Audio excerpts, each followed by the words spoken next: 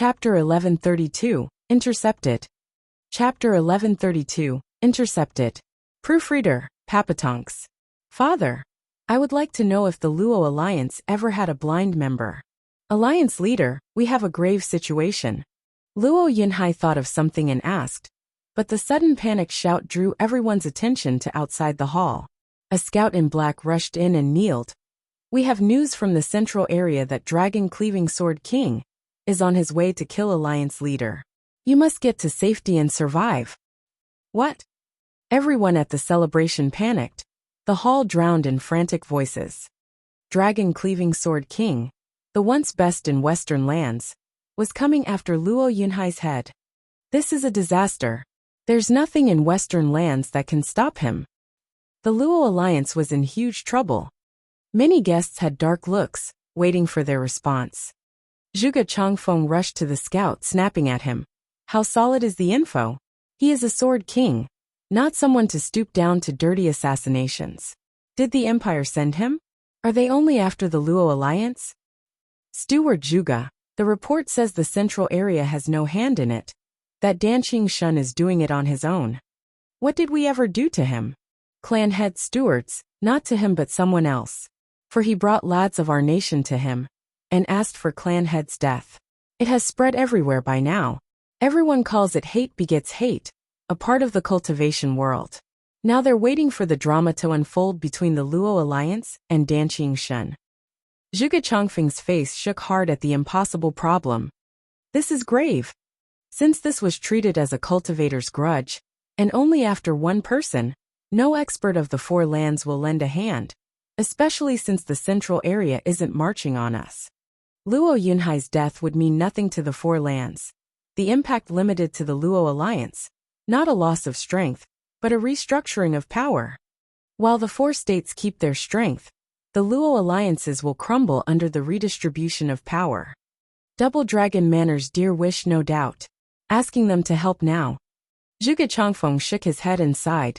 Lung Wuchang knew the situation was dire, his mind working hard for a solution. He found none. Brother Yunhai, we 9 sect leaders will plead your case before Double Dragon Manor. Only the exalted can stop their former disciple now. When Tao spoke, the others weren't against it, but Qin Hao had little hope this would work. As an old adversary of the Luo Alliance for years and years, he knew best of Double Dragon Manor's stance.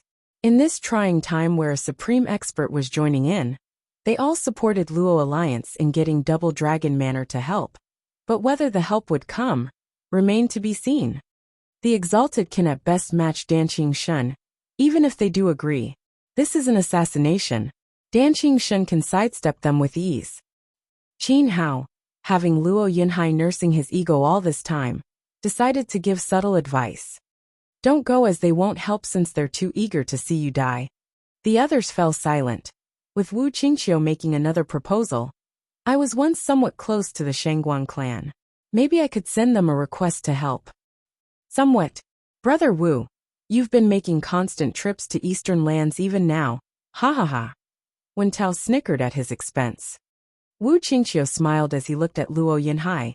Well, thank you, sect leader Wu, but going to Double Dragon Manor is still better, since this involves western lands.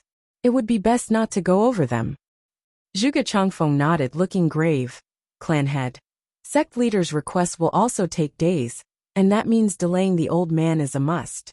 I propose we double the guard, and raise the alert of the border patrols, while also sending people to intercept in between to buy enough time. A tall man popped before them, his sideburns swaying in the breeze. He cupped his hands. Clan head. I volunteer to go and meet Dragon-Cleaving Sword King. Elderly. Clan head, we also volunteer. Qiu Yanhai, Shui Qingjian, along with Earth and Heaven elders, cupped their hands as well. Luo Yunhai hesitated. You are Luo clan's guardian venerables, without equal in the Luo alliance. But Dragon-Cleaving Sword King is just as monstrous. Going means. As fellow Peak Genesis experts, we would like to see what sets a Sword King apart from us. Ha ha ha. Li Jingtian made a fierce salute, his eyes eager for battle. Clan head. Allow us to go against true experts. Death matters little to us. Please allow us, clan head. The other Fao bowed. Luo Yinhai sighed and nodded. Everyone else watched the five with respect. The loyalty and courage Luo clan's venerables have is awe-inspiring, rushing by their own initiative against such an enemy. Before you go, take Everblue with you to help. And Pyrocloud, while not up to Alliance leader's Everblue, it will help. Luo Yinhai offered his new spiritual sword and Qin Hao presented the degraded Pyrocloud. This was respect among heroes. There was a stifling mode prevalent in the hall. The five took them, and cupped their hands before leaving. All felt this might be the last time they would see them. As the wind howls and rain batters, our brave depart never to return. Qin Hao cupped his hand in complete respect. Alliance leader Luo, you have nothing but admiration at the strength your alliance garnered, having such loyal warriors as well. Luo Yinhai shook his head with sorrow. It was Steward Zhua who brought them. Watching them go to their doom makes me a failure as a clan head, disgracing his spirit. Steward Zhua again. Luo Sifan was getting more and more curious. Who on earth is he? Why is he mentioned with nothing but reverence, like a saint? Her feelings were ignored in this dire time when survival was doubtful. People rushed about laying defenses, forming patrols, anything to stop Danqing Shun. The celebration came to a halt, as the guests knew this was the last drink. Long Jianshan Xianyanyang, we never did see the five elders fight as one. It must be amazing. Let's go watch. While all were busy, she sneaked to her gophers to get them on board. Long Jianshan hesitated. The strongest venerables have never moved before. The enemy must be dangerous. Won't we get hurt by going? Scared? I am not scared. How are we going to catch up anyway? Simple. With Grandpa Li's dotting so much, I slipped 1,000 leagues sent on him in case the old man would try to avoid playing with me. We'll find them for sure with the lovesick larva. Sifan, you trickster. Long Jianshan's face twitched and sighed. I got nothing left to argue. Stop with the prattle. You're in or out? In. The brats sneaked out. Where did those kids go this time? Yue looked around and frowned. A month later, at the Western Lands border, a thin old man stood in the desert, facing 5 men. Danqing Shun was out on a stroll, living a little, while also taking Luo Yinhai in passing. I haven't been home in years, yet I just passed the border, and you're here to meet me. How may I help you? Are you Dragon-Cleaving Sword King Danqing Shun? Precisely. We're the Luo clan's 5 venerables. That explains it. Danqing Shun nodded, smiling. You came to die for your lord. I do appreciate your devotion. Ding! Li Jingtian held out an azure sword while Qiu Yanhai wielded Pyrocloud, pointing it at him. We came on behalf of the clan head, but also to see the legend of the best in Western Lands for ourselves. As peak Genesis experts, why are you so much stronger? I see martial fanatics, just like me, ha ha ha. Danqing Shun chuckled freely. Then he stiffened, setting his piercing gaze upon the azure sword. Where did you get that? Chapter 1133, Toward the Sword Shack. Chapter 1133, Toward the Sword Shack. Proofreader Papatonks. Pick up the pace, you two. I don't want to get there when the fighting is over. A girl ran ahead of 2 guys, dashing through the woods and holding a wiggling worm, adjusting course based on its direction. Long Jianshan and Xianyanyang shared a worried look for the willful and obstinate young miss. Sister Sifan, let's just stop. We'll only burden the venerables in a Genesis stage expert showdown. Say if you don't want to go. Don't make excuses, you chicken. Luo Sifan huffed, speeding up. I'll just go by myself then. I've yet to see a Sword King fight. Are they as amazing as they say, that not even the 5 of them together can handle? The gophers hung their heads in defeat at their headstrong boss lady. We're here. Luo Sifan glanced at the worm raising its head and lit up.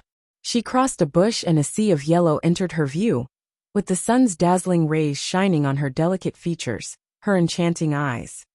She froze on the spot. Her excitement for the fight had now drained from her face, her blood running cold. Whoosh! The gophers arrived as well. Sister Sifan, wait for us, we. The duo stiffened at the shocking scene. How is this possible? As the sand blew, They witnessed blood soaking everywhere. 5 familiar figures were laying in it, unmoving. Before them was an old man in blue, holding an azure sword and tracing its blade with a frown. Strange. How can there be the vaulting sword art? Why does this sword contain vaulting swords mysteries? The exalted aren't good at refining either, while their swordsmanship isn't impressive either. Does this mean that the Western Lands has another vaulting sword inheritor? But why the Luo clan? I've never heard of anyone from Luo clan getting into Double Dragon Manor. Grandpa Li!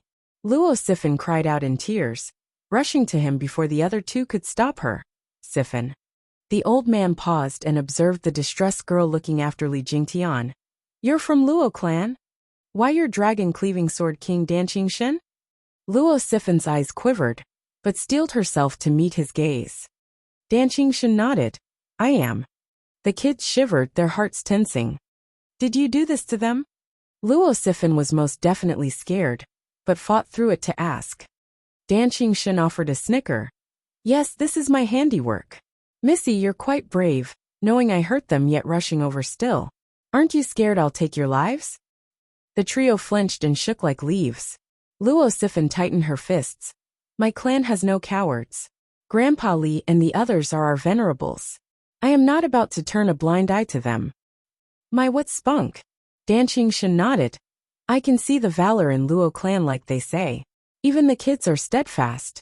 I'd hate to go against you just on this alone, but I made a vow. Girl, you recognize this sword? Luo Sifan glanced at Everblue and nodded. Great, let's talk.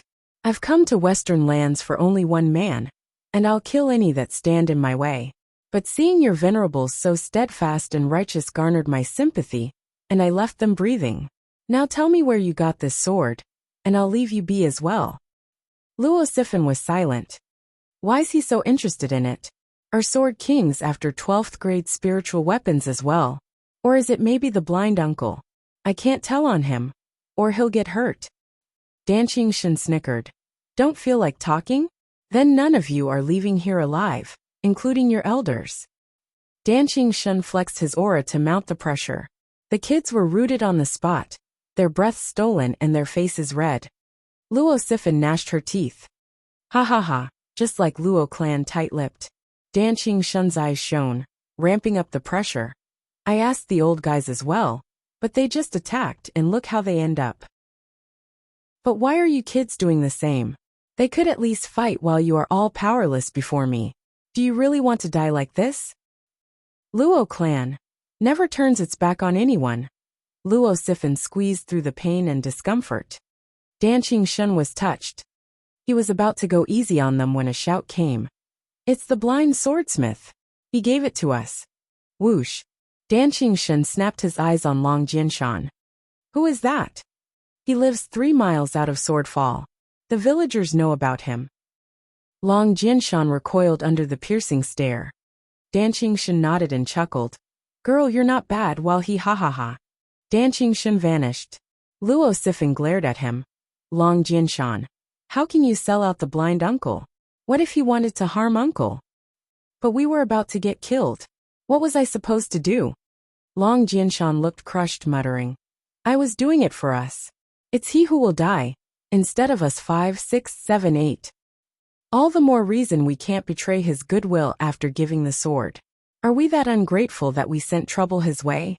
Haven't you ever heard of death before dishonor? Luo Sifan glared as she lashed at him. Who is to say 8 lives outweigh 1 life? Rumble. A loud rumble approached as a 3rd-level spiritual beast-drawn carriage arrived, carrying a languid voice. Are you from the Luo clan? Get in. I want to save the blind swordsmith. Why you're? I've met your alliance leader once and told me who deserves to die and who doesn't. Regardless of what Danqingxin has against the Luo clan, the blind swordsmith is innocent. I will try to mediate. The soft voice spoke again. Have the wounded placed in a safe spot. I'll save them. Luo Sifan nodded in joy and signaled Xian Yinyang for help with the elders. Long Jinshan hesitated, shaken up hard from the encounter with the dragon-cleaving sword king. But scarier by far was Luo Sifan's fury, and so Long Jinshan lent a hand as well. After taking care of them, the 3 got in, and were shocked to witness such beauty. Rumble. The carriage rushed through and arrived before the cabin with the sign Sword Shack written on it. Its door was blown out and Dan Qingxin sat before it. His eyes shone at the dangling spiritual swords. Hearing the carriage stop, he looked behind to see a fair lady cupping her hands. Dragon-cleaving Sword King greeting. Morong clan's young miss? Dan Qingxin chuckled. I don't recall having met with Brother Morong.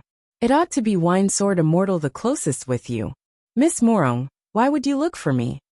The kids got out as well and shrank in fear, while also amazed at Morong Shui.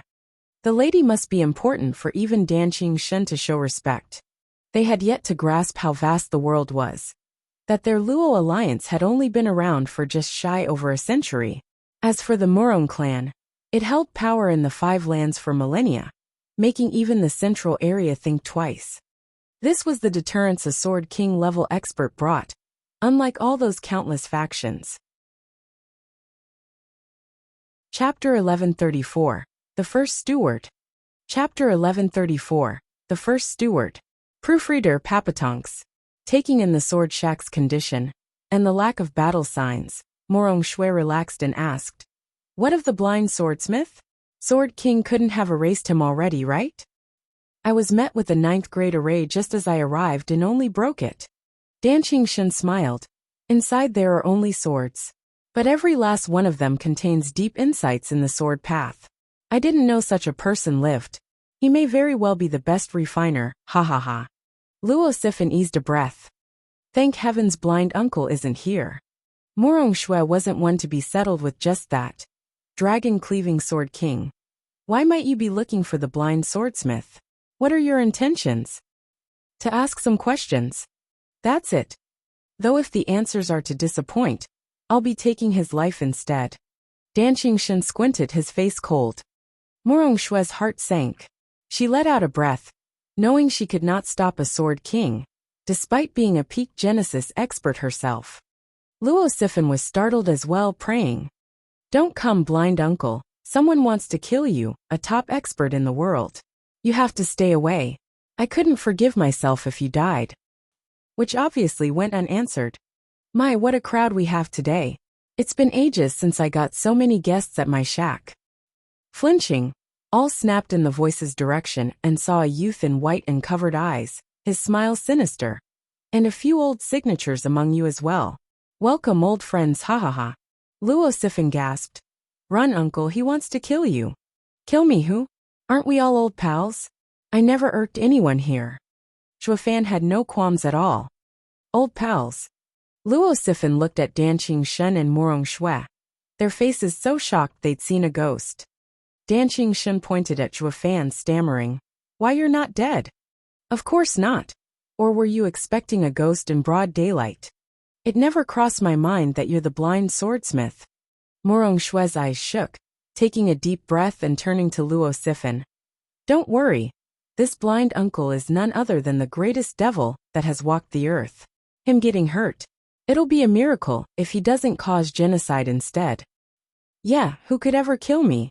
Ha ha ha, girl, know how to make tea? Put a kettle on. Me and my old friends are having a chat. Shuifan waved without a care. An hour later, Morong Shui gave the 5 wounded pills before laying them in the shack. Shuifan entertained the guests in a small gazebo outside. The hostility was now gone, replaced with utter calm. The kids were staring oblivious to the inner workings, slowly making their way inside the shack. Long Jinshan pulled her to the side and looked outside. Sister Sifan, who is that blind guy? Why is Dragon-cleaving Sword King suddenly listening to his words and sitting down to enjoy old times? Who the hell is he to stand equal to a Sword King? How should I know?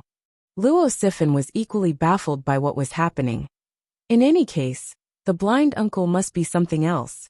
How else can you explain these big names acting all friendly around him? Shuifan felt 3 pairs of intrigued eyes on his back and smiled. After a century I still get to see some old friends.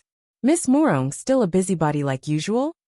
I'm working for the greater good and helping the needy. Not like you know anything about that. Now would you? Morong Shui rolled her eyes and huffed. Yet all these years that went by still can't make me forget the war. Your actions, whether good or bad, whether right or wrong.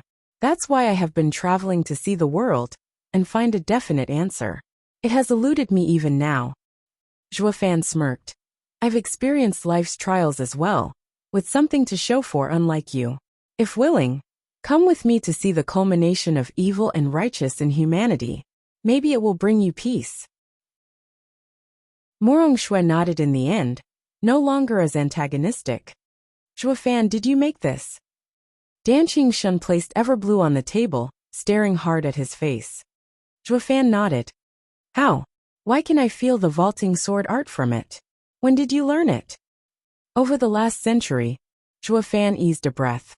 Old Dan, I've been keeping something from you for a long time. That fight in Double Dragon Manor. Zhuofan revealed vaulting sword situation in detail. Sorry for fooling all of you. Vaulting sword was with me, while the exalted, and you thought it was with the other.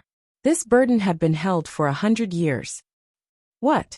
Dan Qingshun shook, unable to comprehend how a brat pulled the wool over him, the best in Western lands, and yet he was still the fall guy. Outrageous. Morongshui gave him a long look and smiled. You're really something, toying with Western lands best when you were nothing. I don't think there was anyone in the world would be more insane as you. True, that was one huge gamble that had me nervous to the core. Nervous? Yet you still took it? Where is it now? I won't return it. Dan Qingshun held out his hand, but Zhuofan shook his head. It's been with me for so many years. I see no reason to give it away. I'm only explaining to you and giving you understanding while giving me peace. I mean, you did save me once, and it wouldn't do to keep this from you. I've saved you years ago, and you're only telling me now. I was scared you'd kill me. What about now? No. Zhuofan was frank like never before in his life. Dan Qingshun's beard shook wildly in anger. Curses, he grew up and now I can't do anything. The instant Dan Qingshun sensed the vaulting sword in Everblue, he knew. The swordsmith had the same understanding as him. And after seeing it to be Zhuofan, all became clear. Zhuofan was a freak of nature to begin with. Taking a century had to have made him an abomination. He believed he'd suffer for fighting, if it came to that. After grumbling for a while, Dan Qingshun hit the table and rose to leave. Zhuofan stopped him. Wait, old Dan, we haven't finished talking about old times after so many years. Where are you going? Screw your reminiscing. I have nothing to say to you. I need to kill someone. A bloodlust like no other has taken over me. You had me fuming mad. Zhuofan didn't let him go still. Old Dan, you can kill anyone but Alliance leader Luo. Do a favor for the little old me and let him go, all right? Favor? My word is my bond. Someone brought me the painting and asked for his head. How can I refuse? Old Dan, don't you find it the least bit strange? The whole world knows about it. You're being played. So what? I don't care.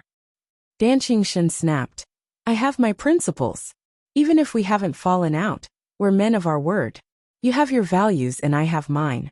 My oath has to be fulfilled to the best of my ability. Zhuofan nodded in understanding. Your best. Then if it exceeds it. What are you on about? Getting killed on your way to Luo Yunhai should be called excessive, right?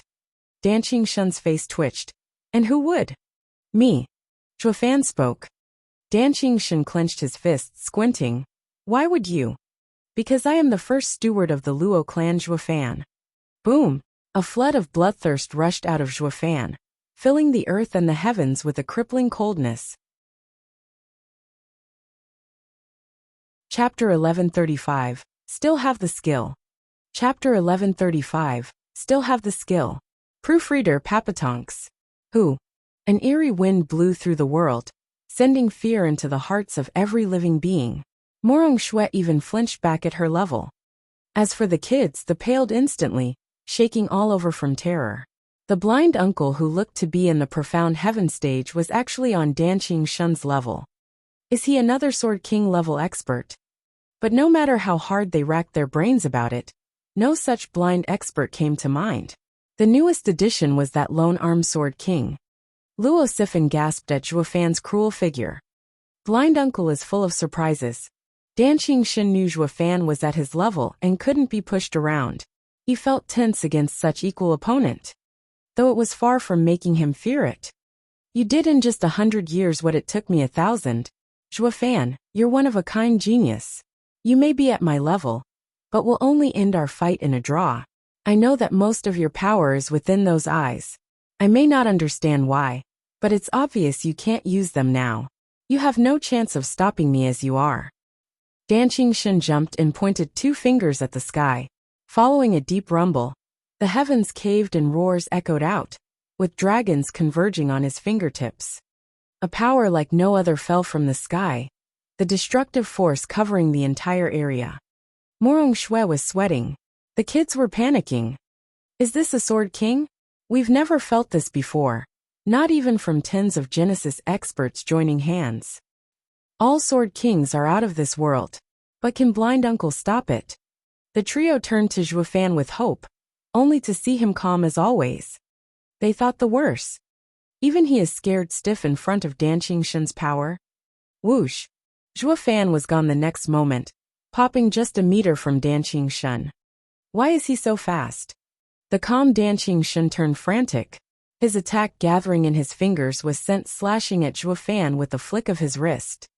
Zhuo Fan couldn't dodge at this distance, taking the brunt of the attack. Any other Sword King would never take something like this head-on, since it would cripple them. And yet, whoosh! Zhuo Fan's right hand shone scarlet and grabbed. Bam! With the roars of thousands of dragons, the attack carried the might of heavens and dragons as they went for Zhuo Fan. But Zhuo Fan merely caught it with his Qilin arm. The rumbling grew in intensity, the clash sending blinding lights everywhere, along with violent shockwaves. They crumbled the earth, shook the skies and crushed mountains. The onlookers were overwhelmed. Is this a clash between Sword Kings? This is insane. What's with all this shaking? Is the world coming to an end? Dan Qingshun was just as incredulous. How can you take on my sword with one arm? A golden fire exploded from the arm, cutting off his words. The flames covered the sword wave, eliciting wails of dragons, while the Qilin arm squeezed. The powerful sword wave was devoured with a boom by the golden flames, while the mass of dragon power in the world around them faded out. The decimating sword art? Dan Qingshun cried out. Then a scarlet glow flicked across the air, and a heavy power hacked at him. Zhuo Fan merely chopped, yet the scarlet wave felt like death to Dan Qingshun. Boom! The attack shot into the sky, erasing everything for 1,000 miles in its path. The mountain scenery surrounding Swordfall turned into a desert in an instant. The kids watched agape as the dust roiled in the sky. The landscape changed all around them, the shock almost stopping their hearts. Morong Shui was unable to believe such power existed and gulped. The cunning devil from 100 years ago became a demon archon. Who could stand up to him? Dan Qingshun's white hair fluttered in the winds. Zhuo Fan took back his hand from the side of his face and said, Old Dan, I may not have my eyes, but my skill remains. Now can you turn back? Soaring sword art. Dan Qingshun stared back with empty eyes, his smile turning bitter. Yes, I can. I have no way of killing Luo Yinhai. There's no chance for me when I'm stopped by someone who learned 3 divine sword arts to perfection. None whatsoever. Dan Qingshun looked devastated and forlorn, leaving with hunched shoulders. Zhuo Fan, you deserve to have vaulting sword. And he left back to central area. Zhuo Fan was just too strong for him to defeat. The first strike stopped him, but the next would end him. The brat became the second invincible sword, ha ha ha. Zhuo Fan landed as he watched Dan Qingshun go. Morong Shui no longer looked calm, shaking like a leaf. The 4 missing divine swords ended up with you 100 years ago. Yes and no. You'll know in time. Zhuo Fan walked back to the shack. The kids were silent from fear, even shivering. Zhuo Fan patted the girl's head. It's fine now. Go back to your dad. Dan Qingshun was beaten back, so tell him to relax. All right, Luo Sifan nodded. Zhuo Fan smiled, and patted her some more before going to Li Jingtian's side. He inspected their wounds and nodded. Miss Morong isn't stingy with her medicine, using 10th grade pills. In a week, they should wake up and recover in a month. I'm never stingy with my patients. But it's also because Dan Shin didn't go hard on them and crush their spirit, or it wouldn't be as easy. Old Dan is an upright man, but in our world, sometimes you're forced to do things against your principles. Ha ha ha. Zhuofan laughed. Maybe he'd wanted this defeat. Really? I didn't notice him throwing the fight. You can't keep yourself from following your heart's desire. This is old Dan's way. Zhuofan smiled. Morong Shui mulled it over.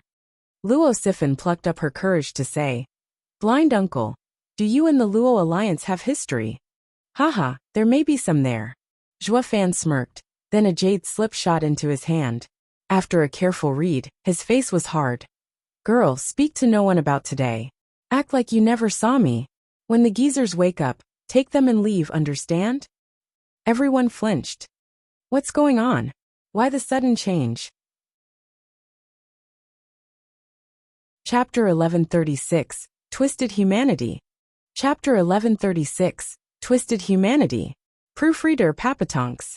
Luo Sifan grew annoyed. Blind uncle, you're being mean to us. How are we going to explain to them when they wake up? That dragon-cleaving sword king up and left? We have no excuse. Isn't simple? Zhuofan cocked an eyebrow. Just say you pleaded with all your being, and he was touched by your upright character so he left. Then add a little flair to the story, make it harrowing and desperate. That ought to sell nicely. That's it. The trio's faces twitched. It's too damn obvious for anyone to believe. Zhuofan said. We're the only ones who know about what happened. If you don't talk and I stay silent, none will be the wiser. You can spin it however to others. But what grounds do they have to doubt you? Besides, Dan Shen has long since left. But, no buts, you're not to say the truth or else. Zhuofan turned cold, adding a bit of bloodthirst in his gaze. Dan Shen can't go to the Luo alliance, but I can. Take it as you will. The kids shook in recollection of Zhuofan's godlike might and bobbed their heads. Zhuofan grinned. Great. I'm letting you take the credit here, and not silencing you. And haven't I told you last time not to speak about me? How come you brought Dan Shen to my door?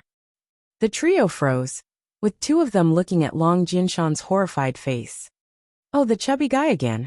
Zhuofan pulled on that tearing face, snickering. Selling me out, have you? You were also complaining last time, snubbing me. Let's settle everything here and now, hee.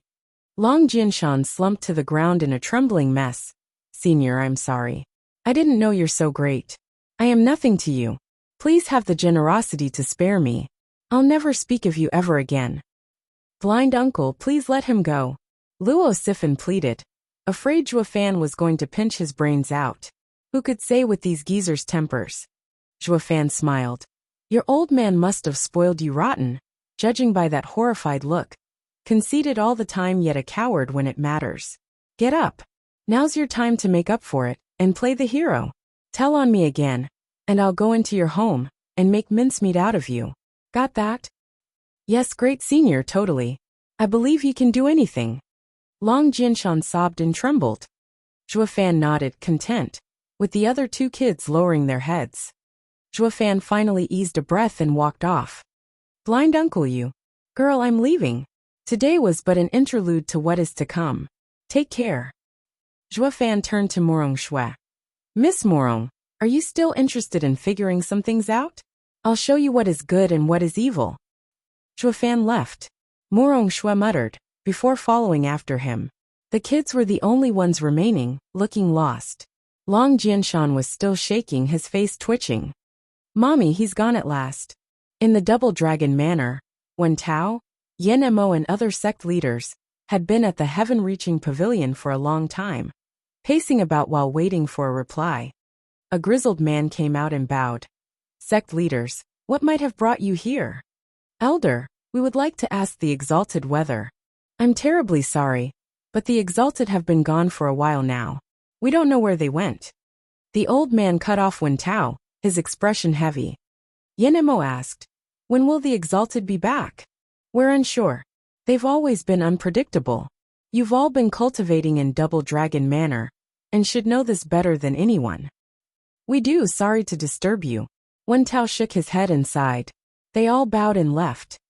Once gone, One black and one white old man came out. Exalted He Ran shook his head. They're all part of Western lands, yet we're still ignoring them in this. We'd be holding our duty if it were anyone else. But Luo Yunhai's ambition has no limit. He's been growing over these years so much that it's clear he aims for the top going against us. His people's skills are truly formidable. All these people just now were once our disciples, yet they've taken the Luo clan's side. He must have learned Zhuofan's core values. Even when Zhuofan faked death, they still recommended the Luo clan. Exalted He Ran nodded. I know. I just got word the Qin society that's been at odds with the Luo alliance all this time got pulled into the birthday celebration. Luo Yunhai's compassion has no limit. With such a high achiever in Western lands, it brings unrest. A vicarious settlement is best. Exalted by Mei left while Exalted He ran side behind him. At the entrance to the Shangguan clan in Eastern lands, Shangguan Qingyan walked Wu Qingqiu out. I'm sorry, senior brother Wu. Our venerables are set on this. It's fine. The seniors must have their own thoughts about it. Goodbye. Wu Qingqiu bowed. Shangguan Qingyan returned the gesture, feeling helpless. Shangguan Qingyan went back in and bowed before the elders. Venerables, senior brother Wu was here and I couldn't be blunt. But now I have to know. The Luo clan is a benevolent group in Western lands, working well with ours. Why wouldn't we help them in this time of need, and bring us closer together? Yenner, all these years you've handled the clan, you've never done anything of import, only trivialities, and don't have perspective.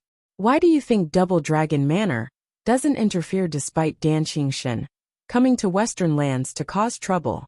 Why was it Wu Qingqiu who came asking for our help? Maybe Double Dragon Manor was in difficulty. What difficulty when it's just Dan Qingshen, and not against the central area? Even if something grave was happening, it should be Double Dragon Manor who would ask of our help, and not Ultimate Clarity Sect. That's, Shangguan Qingyan hesitated. The venerable sighed, his voice resolute. Yenner, humanity is twisted at heart. We're not suspicious of other, but should at least be cautious. Double Dragon Manor is the head of Western lands. By going over their heads and interfering, we're undermining their authority, damaging the relation between the lands. And when Wu Qingqiu arrived, signs have already shown this might be the case. The Western lands' waters run deep, and it's best we don't get involved. Venerable Double Dragon Manor once, Shangguan Qingyan's face fell. A month later, the envoys gone to plead assistance had returned, looking bitter and disappointed. Yenemo cupped his hand in apology. Brother Luo, the exalted are away. Their minds maybe. They were clearly avoiding us. When Tao sighed, I'd never have known people could be like this if it weren't for this incident. For even the exalted to do this. Luo Yunhai and Zhuge Changfeng foresaw this and nodded. Shangguan clan's 3 venerables declined on grounds of stumbling in their cultivation. Wu Qingqiu reported. This reason was so casual it left others speechless. Stumble? They've been around millennia and 1,000 years at peak Genesis stage with no sign of advancing. What stumbling? Neither side was willing to help. Who then in the Luo alliance could put a stop to Dan Qingshen's power? All had deep frowns at such a serious problem. But this trouble ended up repelled without their knowledge. The man who did it was now watching them from the shadows with a warm smile. Chapter 1137, Central Area Ambassador. Chapter 1137, Central Area Ambassador. Proofreader Papatonks. Dad. In a moment of great turmoil, Luo Siphon's group came in with the wounded elders. Luo Yunhai gasped, Siphon? Where have you brats run off to the last few days? Your mother has been searching for you everywhere. Dad, we're not children. We've gone to do important stuff. Important? Luo Yunhai glanced behind them, at Li Jingtian and others. He only got utter confusion from the elders and a shrug. Luo Yunhai turned to the kids, with Luo Siphon looking prideful. Dad, you don't have to worry about that Dan Qingshen guy anymore. We scared him off. He must be back in the central area by now. What? Everyone gasped, looking at the kids in disbelief. These wee kids made Dragon Cleaving Sword King leave? As if. Luo Yunhai asked, still out of it. Elderly, you went to stop Dan Qingxin. What on earth happened? Are you alright? Thank you, clan head, for your concern. Actually, Li Jingtian bowed, then their faces twitched. We're not sure. Not even you? Why? Clan head, we've been unconscious from our heavy wounds. And when we woke up, we saw the kids had taken us to a bamboo shack. They say they've made Dan Qingxin fall back. And the only thing we could do was come back, since there was no sign of him around. No checkpoint we passed had seen him either. Li Jingtian's story began shaky and ended in confusion. Did he leave or not? Luo Yunhai looked hard at Luo Sifan. How did you get him to leave? Luo Sifan giggled, putting on Zhuofan's style, as she wove a touching tall tale. Long Jianshan and Xian Yunyang joined in as well, ramping up the danger, the tragedy and inadvertently the comedy. They were sure to include any trial imaginable to any human being, no short of going to hell and back. And that's how Dragon-Cleaving Sword King felt sorry for us pathetic three and left. Long Jianshan ended with a few sniffs, though the pride obvious in his eyes. Alliance leader, you can't imagine the danger Sister Sifan was in, but I stepped in. As if. I stepped in. Shut it. It was me. No me. Long Jianshan wanted to paint himself as saving the damsel, but Xian Yinyang wouldn't have it. The next thing you knew, Alliance leader Luo would think of him when giving his daughter's hand. The two agreed that anything else was fine except this. The innocent Luo Sifan looked dumbstruck. Why fight over who lied? They weren't fighting for just some breadcrumbs, but for their future father-in-law's favor. Luo Yunhai was clearly not buying it, snapping at them. Alright already. Who told you brats that you can go into such danger? Guard, cane them 50 times, without yuan qi protection, and then ground them in their room for a month. Don't give me that. I'll make sure you won't soon forget this. Luo Yunhai had the guard take them away, at the dismay of the heroes. Didn't we do good? Why are we punished? Zhuofan laughed at their expense, patted Morong Shue's shoulder and left. Wu Qingqiu and Luo Yunhai were in the dark as to what actually happened, but their nerves relaxed with Dan Qingxun giving up. Whoosh! Zhuofan took Morong Shue through the forest outside the Luo alliance, laughing. The brats did it this time. They thought they could take credit? I'd have slapped them in Yunhai's stead. How could they go through such dangers, when their parents are worried sick? Ha ha ha. You sure know your way around, having been the first steward of the Luo alliance. No one picked up on anything. Morong Shue looked behind the barrier. Please, I set these up before leaving. Even if it is improved, it is done with my own work as the base. I don't need to know much about this place, ha ha ha. The good and evil you speak of. This. Zhuofan shrugged. Double Dragon Manor represents what's good and fair in Western lands, earning people's trust. Shangguan clan also preaches righteousness. Miss Morong must think that with the Luo clan holding the same values and asking them for help, they ought to jump at the occasion to do good. Why then the cold shoulder? Morong Shue sank in thought. Zhuofan smirked. It didn't get them anything by helping. The Luo clan is large and Double Dragon Manor began to have different opinions about it. Since such a prime chance came to cull it, why waste it? Shangguan clan is an upright clan, but having not gotten Western Land's boss green light, what would be the point of saving the Luo clan? It was ill-advised getting on Double Dragon Manor's bad side as a result. So I ask you, Miss Morong, is this good or evil? Behind a greedy heart demons lurk. Morong Shue sighed. Zhuofan shook his head, hardly. Double Dragon Manor has its own issues. It has deep roots into Western lands tied to it. Once that changed, Western lands changed. Moreover, one's nature is forever unknown. What kind of boss out there would allow an underdog to rise above it? Even beasts would do everything to drive out intruders, most of all humans. Why? Fear. Double Dragon Manor wants to do things for itself. Failing sometimes means losing one's life. Shangguan clan looked after itself just as well. By offending Double Dragon Manor, they lose a strong ally. What's so bad about getting your family strong before doing good? What point is good if it can't keep you in power? So are they good or evil? Morong Shue was mystified. Zhuofan laughed, keep watching. The 5 lands are going to clash again. I'll then show you what a real disaster and calamity is all about. Morong Shue followed him still. In a gloomy hall, Yuan Yong hastily came forward to bow. Prime Minister, Dragon-cleaving Sword King was thwarted. Someone stopped him, holding strength beyond his, from taking down Luo Yunhai. Oh, did those 2 geezers intervene? Bailey Jingwei smiled. Yuan Yong was grave. No. Who then? I don't know. The Sword King didn't say. Only that he was powerless. I see. Dragon-cleaving Sword King's word is his body. For him to say that, then it exceeded his ability. Bailey Jingwei nodded. No matter, what about the other land's reactions? Ignored. Yuan Yong replied. They all say they reap what they sow and none stepped in.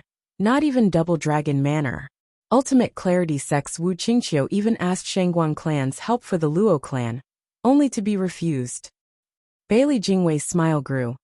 Good, there's at least some result. Sir Yuan, ever thought of returning to Tianyu? What? Pass my order. Prince of Harvest, Bailey Yunming, in his position as Central Area Ambassador, along with Deputy Minister of War Yuan Yong, are to go to Western lands and discuss the removal of Devil Palace with every land.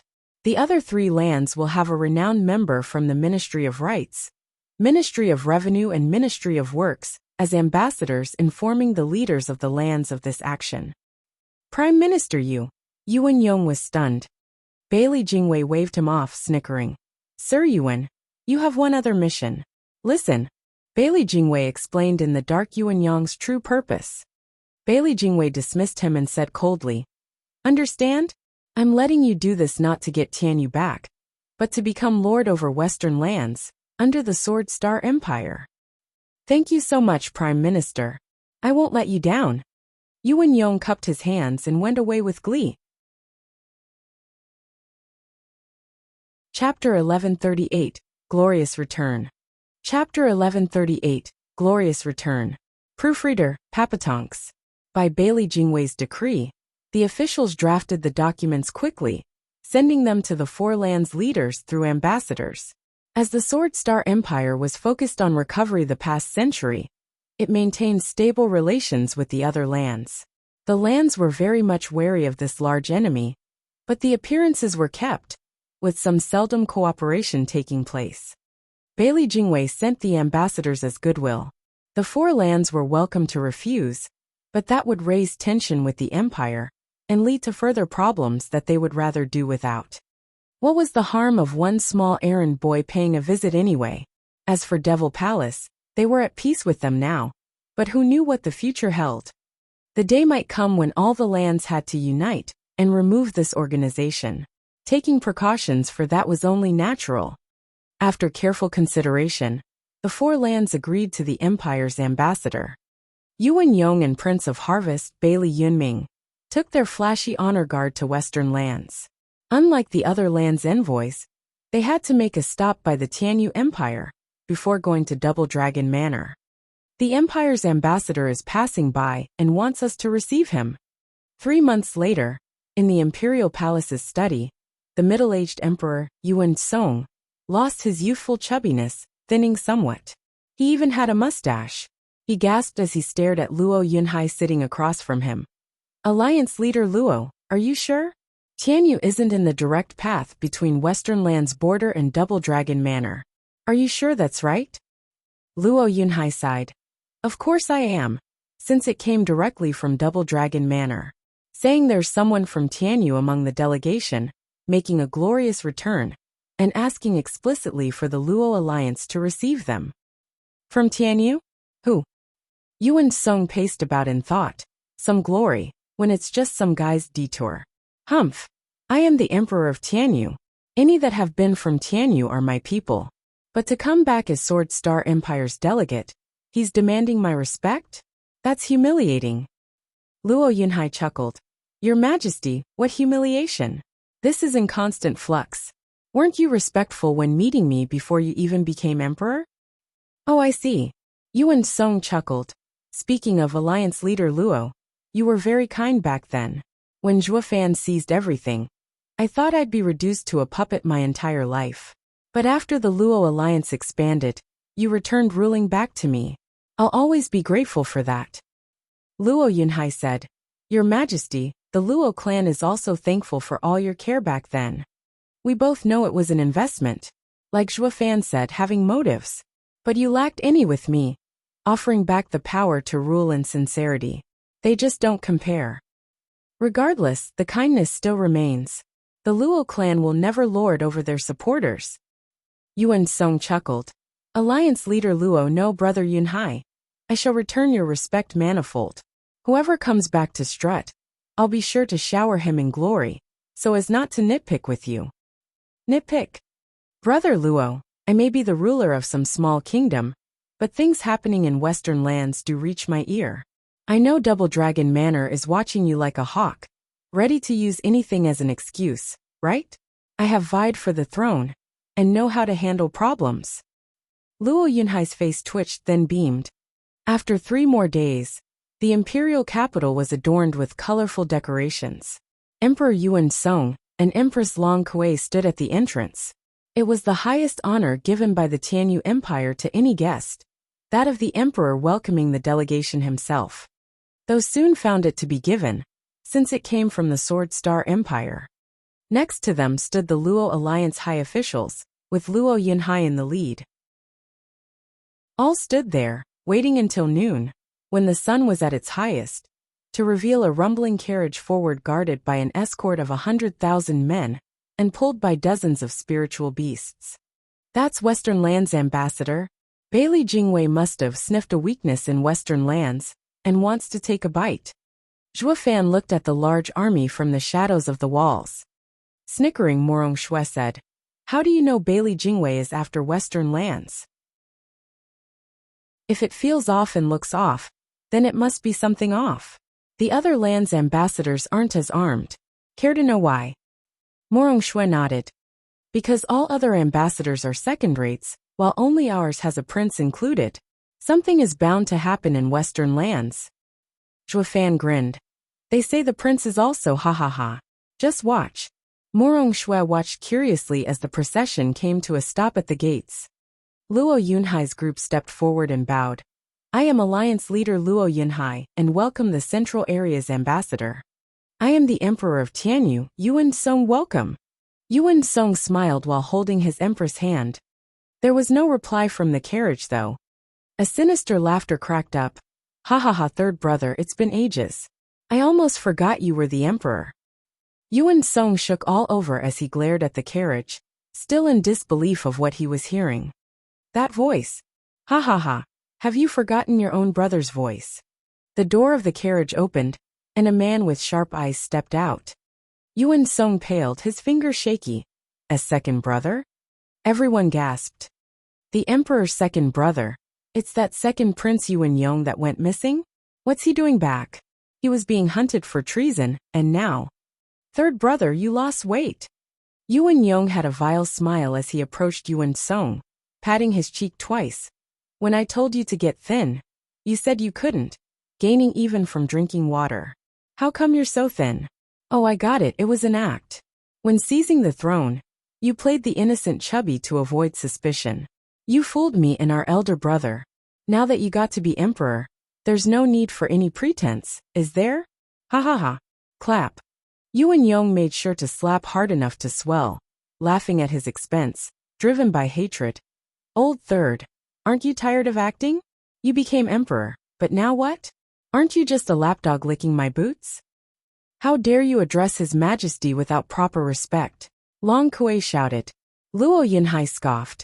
Ambassador, you represent the central area. Please watch yourself with Tianyu's emperor. Don't take it too far. Too far. The lord of some third-rate empire can compare to the glorious Sword Star Empire's deputy minister of war? Yuan Yong snickered. Alliance leader Luo, your Western lands is martial. Half of it is yours and you have my respect. As for his ex-lardness, what do you think the exalted double dragons would ever do to me? Yuan Yong gathered Yuan Qi in his palm. Luo Yunhai panicked and grabbed it. What are you doing? Just stretching. Alliance leader Luo, lighten up. I'm not about to cause trouble as the Central Area's ambassador, humph. Yuan Yong rolled his shoulder, like he really was stretching. His hand slipped from Luo Yunhai's hold and sent a taunting and sinister look. Luo Yunhai gnashed his teeth, his face dark. Yuan Song took a deep breath, bowing while straining to hold it in. After you, Ambassador. Sure, Your Majesty. Yuan Yong showed a malicious smile, signaling the troops. Enter the city, but be careful. Prince of Harvest is sleeping, and we don't want to disturb him, or heads will roll. Yes, sir. The army rumbled onwards with dozens of carriages. Yuan Song's group was filled with fury and revulsion. The Sword Star Empire's ambassador was Western Land's guest, and they could do nothing against him. The same happened in the past in this nation, but regardless of the discontent, never had it been the emperor suffering for it. Though this time, it was the ambassador of the largest empire in the central area, hitting the emperor of a third-rate nation. Chapter 1139 Trail. Chapter 1139 Trail. Proofreader, Papatonks. The Sword Star Empire's delegation entered the imperial capital, leaving Yuan Song's group behind like dirt. Zhuofan nodded. To think it's Yuan Yong of all people. The former brash and reckless fool has smoothened out into a calculating man. Ha ha ha. Time does change everything. The most double-dragon manner can do when irate is to drive them out. For humiliating the delegation meant war with the Sword Star Empire, which none of the four lands had the nerve to risk. The Luo alliance has no choice but to swallow this up. If it's only some rudeness, they could just pull through. However, Zhuofan left. Miss Morong, we're keeping an eye on the garrison. There's no way Yuan Yong came to Tianyu just to take it out on the emperor. Morong Shui rushed after him. She got so used to following Zhuofan, she did it out of reflex, so she could take in humanity in all its shades of gray. 6 hours later, the sun came down so the moon could take its rightful place. The imperial capital was decorated and dazzling, a different fervor setting in from daytime. At the garrison, a fat man paced around, bored as hell. Creak. Yuan Yong stepped in, bowing. Deputy Minister Yuan Yong greets Prince of Harvest. Sir Yuan, you're finally here. I'm sick of staying all day in the carriage. Yuan Yong sat at the table, with the fatty coming over like an eager child. I did what you said and didn't accept anyone's invitation. Tonight you have to entertain me. The Prime Minister had me listen to you. But you can't just turn me into a prisoner. Yuan Yong smirked, his eyes shining with malice. No worries, Your Highness, I understand your plight. You're going to love it tonight. Really? Hee thanks, Sir Yuan. Prince of Harvest had a knowing smile, twisting his fat fingers. Yuan Yong grinned, taking out civilian clothes. Your Highness, you're very precious and would draw attention. Change into these, then we can have fun. I'll have 2 men cover for you so no one finds out and shames us. I got it. The Prime Minister cares about this, and I won't let him down. The prince changed, and was a bundle of excitement as he walked outside. Sir Yuan, you're nice. Once we get back, I'll be sure to put in a good word with the Prime Minister. Hee. The Prince of Harvest left, with 2 guards watching him. Yuan Yong's grin widened. Put a good word? Haha, how pointless. Sir Yuan, Emperor Yuan invites you and Prince of Harvest to a feast. A guard knocked on the door. Yuan Yong said, I know. His Highness doesn't feel well, so I'll be going alone. Understood. The man left. Yuan Yong straightened his clothes and set off. Zhuofan slipped out of the shadows. Morong Shui asked, going to the Imperial Palace? No, after the idiot prince. He's pivotal. Zhuofan's eyes shone and Morong Shui followed after him. An hour later, there was one particular building, lavishly decorated and filled with cheerful noises. It had a plaque 10 meters high and very conspicuous. Fragrant Manor. Prince of Harvest muttered, showing a degenerate smile as he approached. Hee, I feel right at home. Paradise, fairies and ladies, here I come. Prince of Harvest was like a beast in heat, going straight in. His guards grinned behind him. Prince of Harvest was soon surrounded by cherry lips as he entered a room. He waved the 2, and they offered a bottle. Prince of Harvest drank it, and his eyes went bloodshot as he roared. Tonight, I'll be taking on 100 people. Who shall face me, ha ha ha. Bam! The door shut and moans, clamor and shrieks came out from behind it. The two guards stood outside, sharing a knowing smile. Our good prince likes nothing else but to engage in such activities, hee.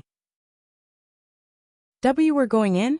Morong Shui glanced at the shut doors from the shadows, and it was obvious what was going on behind them, reddening. Zhuo Fan smirked. All the more reason we need to enter. What's the point of tailing only to give up at the climax? How obscene! Morong Shui glared at him with red ears and a hot face. How is that? I can't see what's happening in there. Now can I? I can only guess based on those constant creaking and moans. How's it any different from looking from outside? Why enter then? To be on the safe side.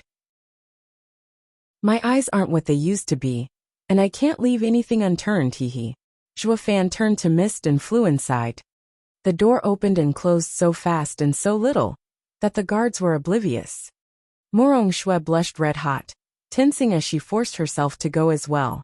The door clicked close, and the guards felt something going in.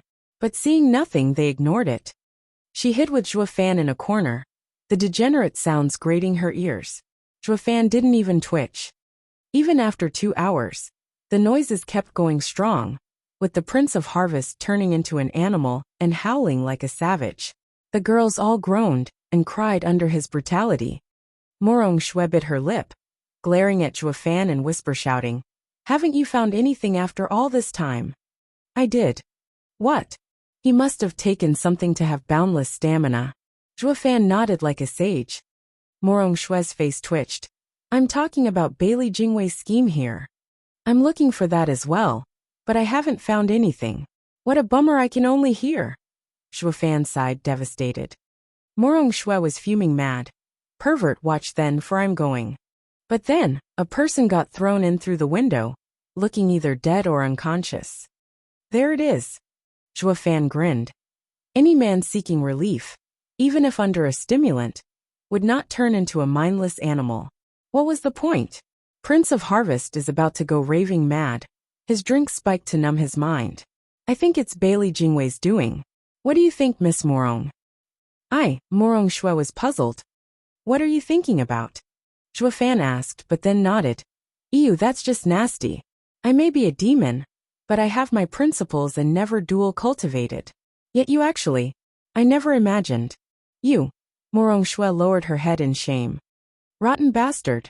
He's toying with me. Then the newcomer stirred and groaned. Morong Shui started at the sounds. Is it that child? Siphon. Zhuo Fan sighed.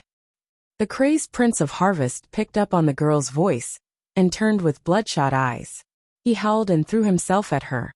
Here comes another, ha ha ha. A finger flick hit the deranged man, and he froze on the spot. Zhuo Fan lowered his hand. Morong Shui was about to go. I'll take the girl. She shouldn't be here, ruining her good name. Pa! Zhuo Fan gripped her shoulder, earning an odd look from her. Luo Siphon stirred awake, and Zhuo Fan pointed at Prince of Harvest so he could move again. The pretty girl aroused all his senses, howling as he jumped her. Chapter 1140, Stirring Trouble. Chapter 1140, Stirring Trouble. Proofreader Papatonks. Who are you? Luo Siphon came to with a start at the beastly and naked man throwing himself at her. She snapped her hands forward out of reflex, pushing him back, into the floor, and making him cough blood. The drug had long since taken over the Prince of Harvest's mind, numbing his senses and taking away his reasoning. Regardless of the pain, he only saw the girl as a tasty morsel, coming at her with lust in his eyes. Luo Siphon was scared silly, but her instincts as a peak radiant stage cultivator kicked in once more, flinging the deranged man away and bleeding. The man was so far gone he cared not for his life, going for her again and again, only to be repelled every time. By the 30th time Prince of Harvest's fat body got bounced back, he looked battered all over, but his eyes never lost their ravenous hunger as they sought out Luo Siphon. Luo Siphon was horrified, even though she won. Morong Shui looked inquisitively at Zhuo Fan. Why? Why what? You had him restrained, so why let him go so the girl would deal with him? Zhuo Fan said. I feel like finding out what Bailey Jingwei is up to, And for that, I let him win. You let him win? Sure.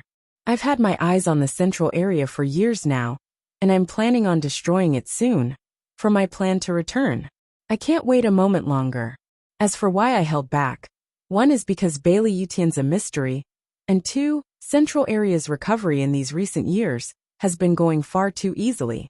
You've seen for yourself how strong central area was in the war, stronger than all four lands forces. Zhuo Fan sighed. Unless it makes a move, no one can shake that rock. Now that he finally showed his hand, I'm not about to stop him. Morong Shue's brow shook.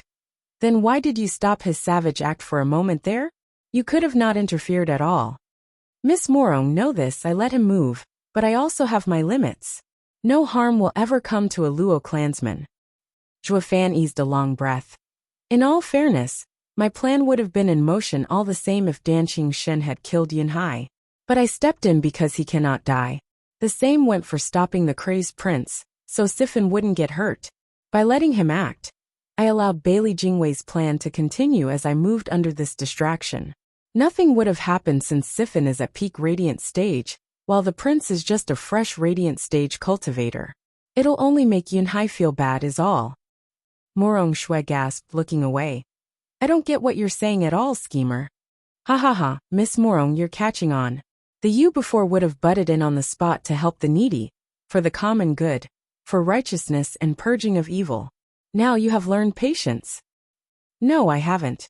It's because I'm still of two minds on what is right or wrong, and I don't want to make the wrong judgment. I've seen the people go through countless changes this 100 years, which only plunged me into deeper confusion. Now I'm going with you so I can see your choices.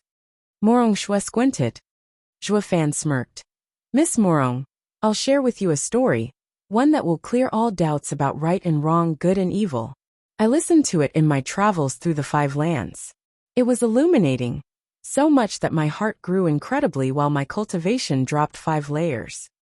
Dropped? Sure did. True self-art focuses on the heart and heart alone, bringing one back to one's true nature. Getting stronger is pointless. With only a growing heart and mentality would prove fruitful. Once reaching one's origin, I will finally see for myself what the world Dao really is. Now I'm interested to hear it. Morong Shui showed a rare smile, a sight for sore eyes, yet lost on Zhuo Fan. Bam! That marked the 50th time Prince of Harvest went on the offensive, and was repelled. The pain and hurt his body endured had no way of breaking through his drug-addled mind still, getting his feet under him with a loony smile and greedy eyes. Completing the picture was the constant blood coming from his mouth, mixed with bits and pieces from his innards. Luo Siffin's brow shook hard, unable to look at the ghastly figure. Who is this freak? He's like the living dead. Doesn't he feel any pain? Hee. Prince of Harvest twisted his body, taking another step for Luo Siffin. Blood poured out of him still, driven by only one instinct, to mate. The innocent girl felt sick to her stomach, opting to dodge this time. The doors burst open just then, and the 2 guards flew in followed by 2 new people. Sister Siffin. Long Jianshan and Xian Yinyang had arrived. Watching Prince of Harvest's bizarre shape going for Luo Siffin had them in shock just then. Who the hell are you? Don't touch her. The 2 coordinated perfectly, one with a palm, the other with a kick, striking the vitals of the beaten prince. Long Jianshan was ruthless enough to even go for Prince of Harvest's heart, punching a hole in the fat man's chest. Xian Yinyang did an overhead kick, right at the face, removing the head from that gross body. Blood gushed everywhere, while the headless Prince of Harvest twitched once before splattering in his own blood. That was my claw, I saved Siffin. That was my kick, I saved Sister Siffin. Ignoring the corpse, the 2 stared daggers at each other, then rushed at Luo Siffin's side. Sister Siffin, are you all right? With a blank face, Luo Siffin finally snapped awake, pointing at the corpse. Who is he? Prince. A cry came before they could reply. The 2 guards turned their gaping expressions from the blood to the 3 as they spewed fire. You have some nerve to kill Sword Star Empire's Prince of Harvest. You killed the Sword Star Empire's envoy, and have declared war on us. Sword Star Empire's envoy. The trio shook all over, then went slack from shock. We're done for. Zhua Fan chuckled from the shadows. Oh, the brats are in for it now, ha ha ha. Is this Bailey Jingwei's plan? Dragging Western lands into a war? If it were that easy, he wouldn't be Bailey Jingwei. War. He can't suffer from it, ha ha ha. Zhua Fan waved her off, walking away. Bailey Jingwei has started, and so shall I. I've waited 100 years for this. Wu Randong, your bitter wait is at an end. In the brightly lit imperial palace, with 3 rows of guards inside, and another 3 outside, making it foolproof, Yuan Yong attended the banquet held for the Sword Star Empire delegates, ridiculing, "Third brother. It's been ages since my last feast in the imperial palace. It feels awfully foreign. Since when did a third-rate empire have soul harmony guards? And dozens of them too. Third brother, you've sure gotten the empire far, ha ha ha. Imperial brother, there's no need for hazing. The Luo Alliance sent the guards for your protection. I am but the lord of a meager empire, and have no right to have even one soul harmony expert in my employ. To be frank, Master is only at the 5th layer of ethereal stage." Yuan Song spoke coldly. Luo Yunhai's group stared hard at him. Yuan Yong sneered. Fang Qiubai? Isn't he Tianyu's divine dragon? Why is he such a disappointment? Only 5th layer ethereal stage? That's my level. Ha ha ha. Brother is Sword Star Empire's deputy minister of war, enjoying lush resources unlike our barren lands.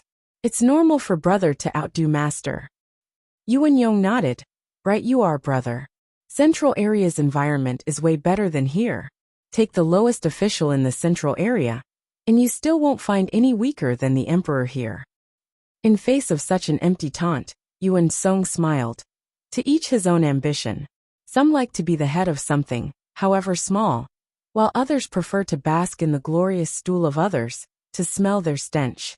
There's no forcing one's nature. Sometimes, not just any can be a leader, no matter how much they try. The bite Yuan Yong placed in his mouth shook, his face darkening from fury. You have guts, Yuan Song. Luo Yunhai was stern, while the guards drew around the emperor. Yuan Yong's fury abated, snickering at everyone's tense looks. Brother, why do I feel these guards aren't here to keep me safe, but you instead? Brother, by no means do I deserve such honor. Ignoring the empty formality, Yuan Yong's eyes shone. Sometimes the guard's level matters not when they protect the wrong asset. Luo Yunhai's face fell, staring hard with a frown. What's that supposed to mean? Chapter 1141 Ruse. Chapter 1141 Ruse. Proofreader Papatonks. There's huge trouble. Panicked cries echoed out into the hall from outside, making everyone frown. Yuan Yong was the only one still sneering. The one howling staggered inside and Yuan Song shouted at him. What's all this fuss? Speak clearly about what happened. Yes, Your Majesty. The man wiped his heavy brow and bowed, still shaken up. Your Majesty, Sword Star Empire's envoy, Prince of Harvest Bali Yinming was what? Everyone's heart sank as Yuan Song howled. The man cried as he bowed, killed. What? Yuan Yong smacked the table as he raged. What did you say? What happened to the Prince of Harvest? The man shook all over. The envoy Prince of Harvest was killed. Absurd. How could this have happened? Yuan Yong raved and looked around. Do any of you have any idea who Prince of Harvest is?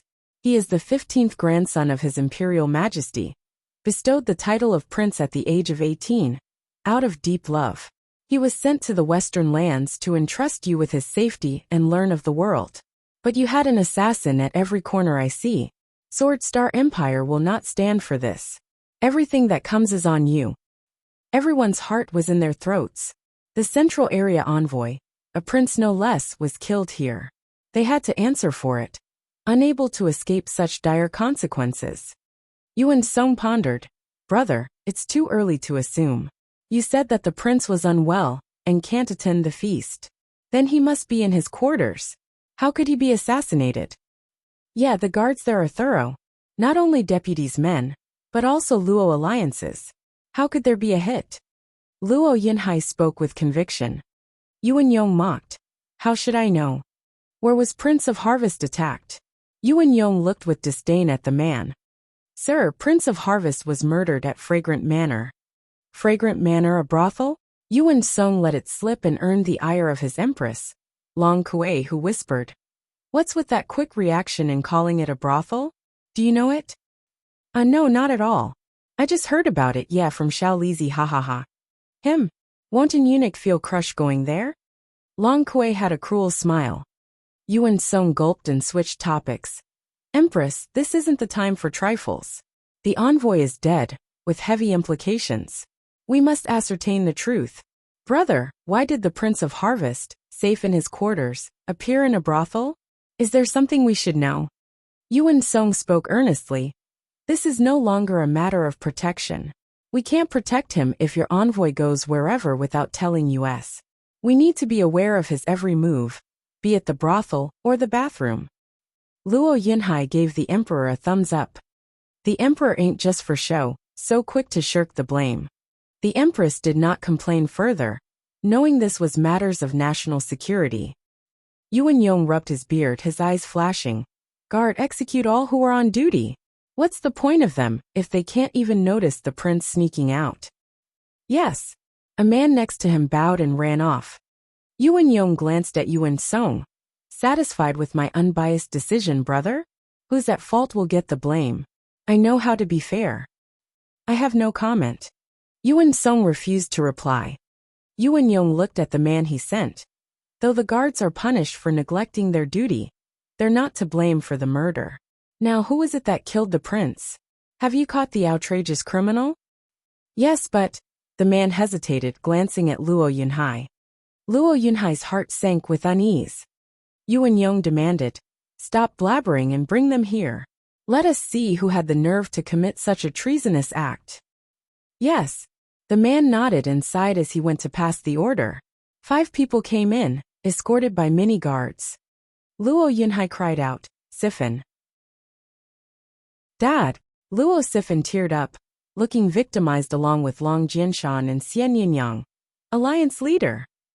What's the meaning of this? What did they do this time? You're supposed to bring the criminal, not a girl.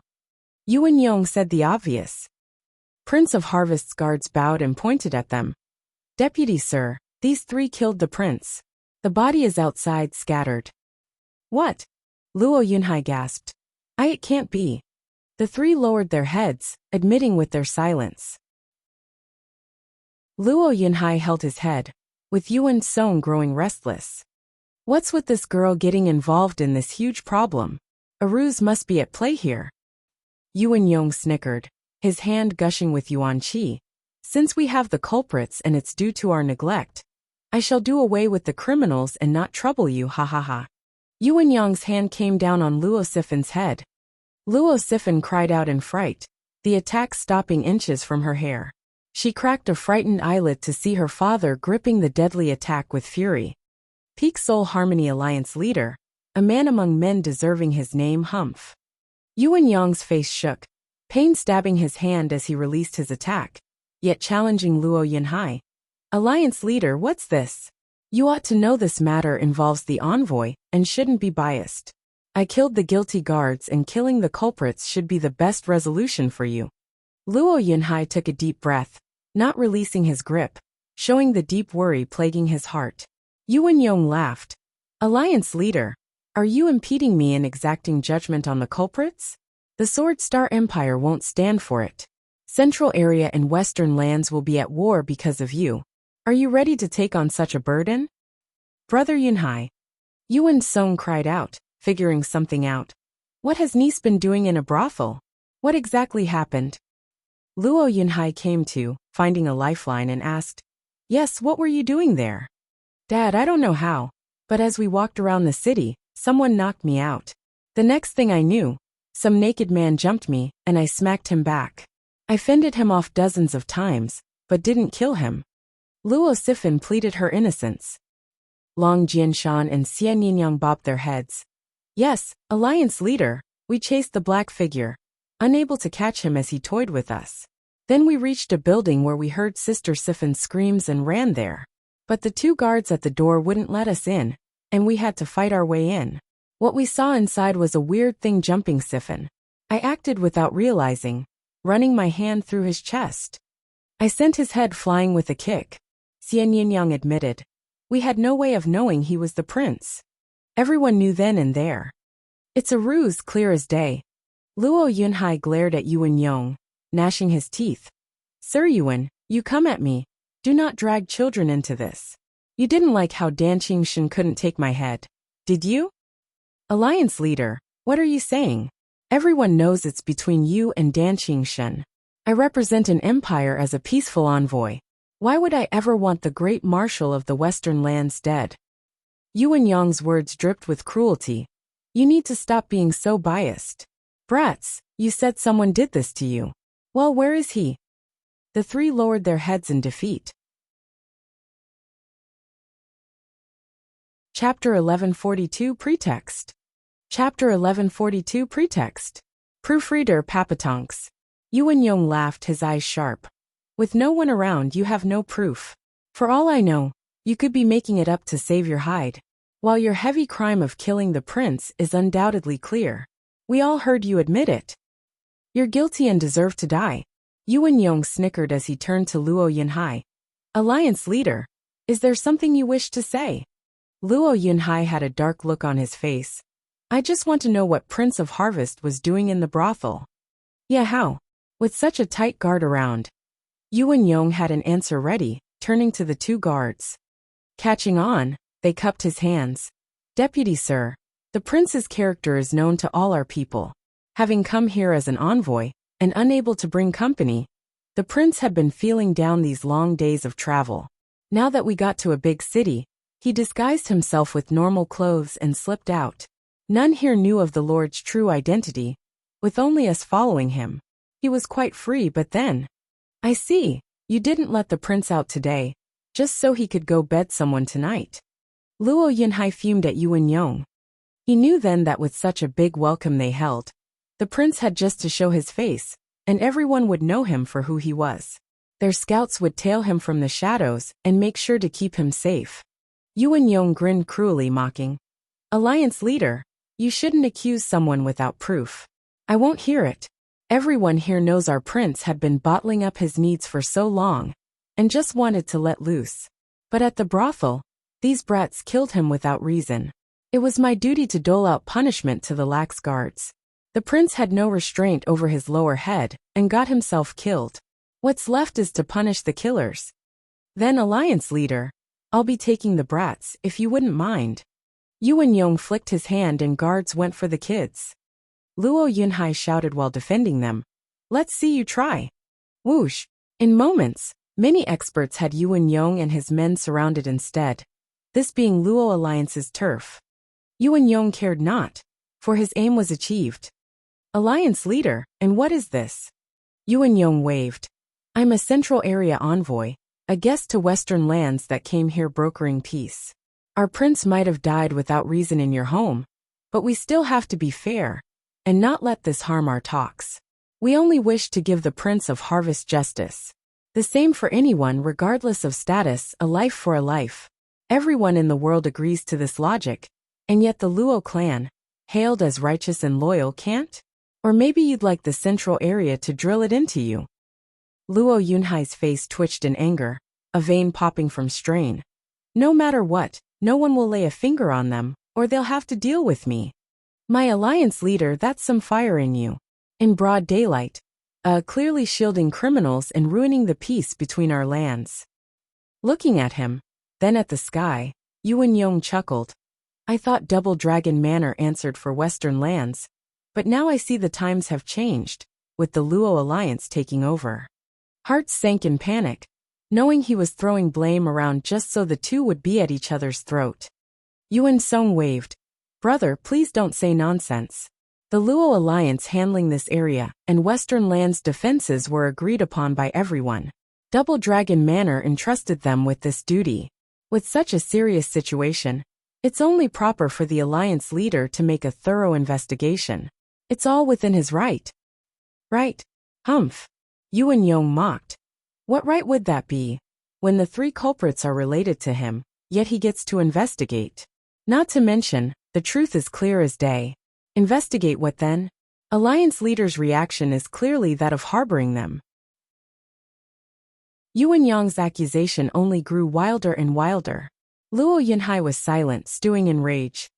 Fine, this is Luo Alliance's turf, and we're just a group of delegates, unable to take the criminals from Luo Alliance. Let's go. Being at odds for a while, Yuan Yong smiled in the end, calling his men back. I'll be sure to report this to the Empire and the Double Dragon Manor. Let's see what they have to say. I only wanted to handle this quietly, on account of Tianyu being my homeland, but you just keep fighting me on this. Now you'll suffer for it, Humph. Yuan Yong glared at Luo Yunhai one last time, laughing as he walked out. Yuan Song panicked at the thought of making this matter bigger, rushing after Yuan Yong. Brother, wait, please don't. Yuan Yong got what he wanted, and saw no reason to waste words on the other. He rushed back, eager to send his report. Prime Minister, the first step is complete, Humph. 2 jade slips streaked the sky with their green light, reaching Bailey Jingwei and Double Dragon Manor in 3 days.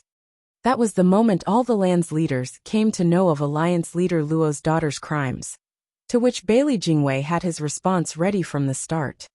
Zither Sword King led 5 million soldiers of the Empire to ramp up the pressure on the border between the two lands, readying for war. Bastard! This is just a pretext of Bailey Jingwei to take it out on Western lands. Bam! In the Double Dragon Manor, Exalted Hei Ran slapped the table, holding 2 jade slips in the other, one reporting the events, the other being Yuan Yang's accusations. It just happened, yet they already have men at the border? It was premeditated without question. Exalted by Mei sighed with a frown. Yes, I did say there was something off about the 4 lands envoys. It was all a ruse. But why must it be us? The other lands are doing well, as if to state we're the ones at fault. We shouldn't have agreed to letting the envoy in the first place. What's the point of saying that now? Send the other 3 lands messages that we need to work together. Exalted Hei Ran rolled his eyes. Exalted by Mei nodded. That's all we can do. At least 5 million isn't a lot. It doesn't look like Bailey Jingwei is ready for war. Double Dragon Manor's plea for help reached the other lands. Alas, relations weren't as good as before. Did they think Bailey Jingwei sent some pushovers to the other 3 lands? No renowned official he sent was weak in his book, that was for sure. A month passed, finding Zhuo Fan on his throne in a gloomy hall. Morong Shui was by his side, overlooking him laying out his meticulous plan. Below was the second young master of Serene Shores Trading, the envoy of Devil Palace, Wu Randong. This is what I want you to do. You got all that. You'll have to endure for a bit. Zhuo Fan spoke. Wu Randong's brow moved as he bowed, looking excited. Palace Lord, I've been waiting for this day for too long. Sir could even cast me aside, and I'd still be at peace with it. It's not casting you out, but the winning move. Zhuo Fan grinned.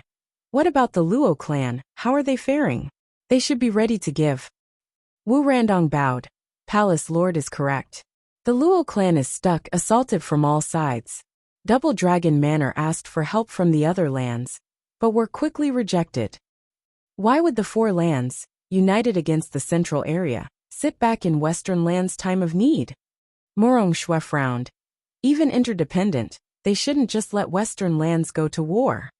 Zhuo Fan shook his head, saying to Wu Randong, share the details with her. Yes, Palace Lord. Wu Randong bowed, speaking gravely. Miss Morong, the 3 lands are in opposition in this matter, and not a whole. All because the central area holds the moral high ground.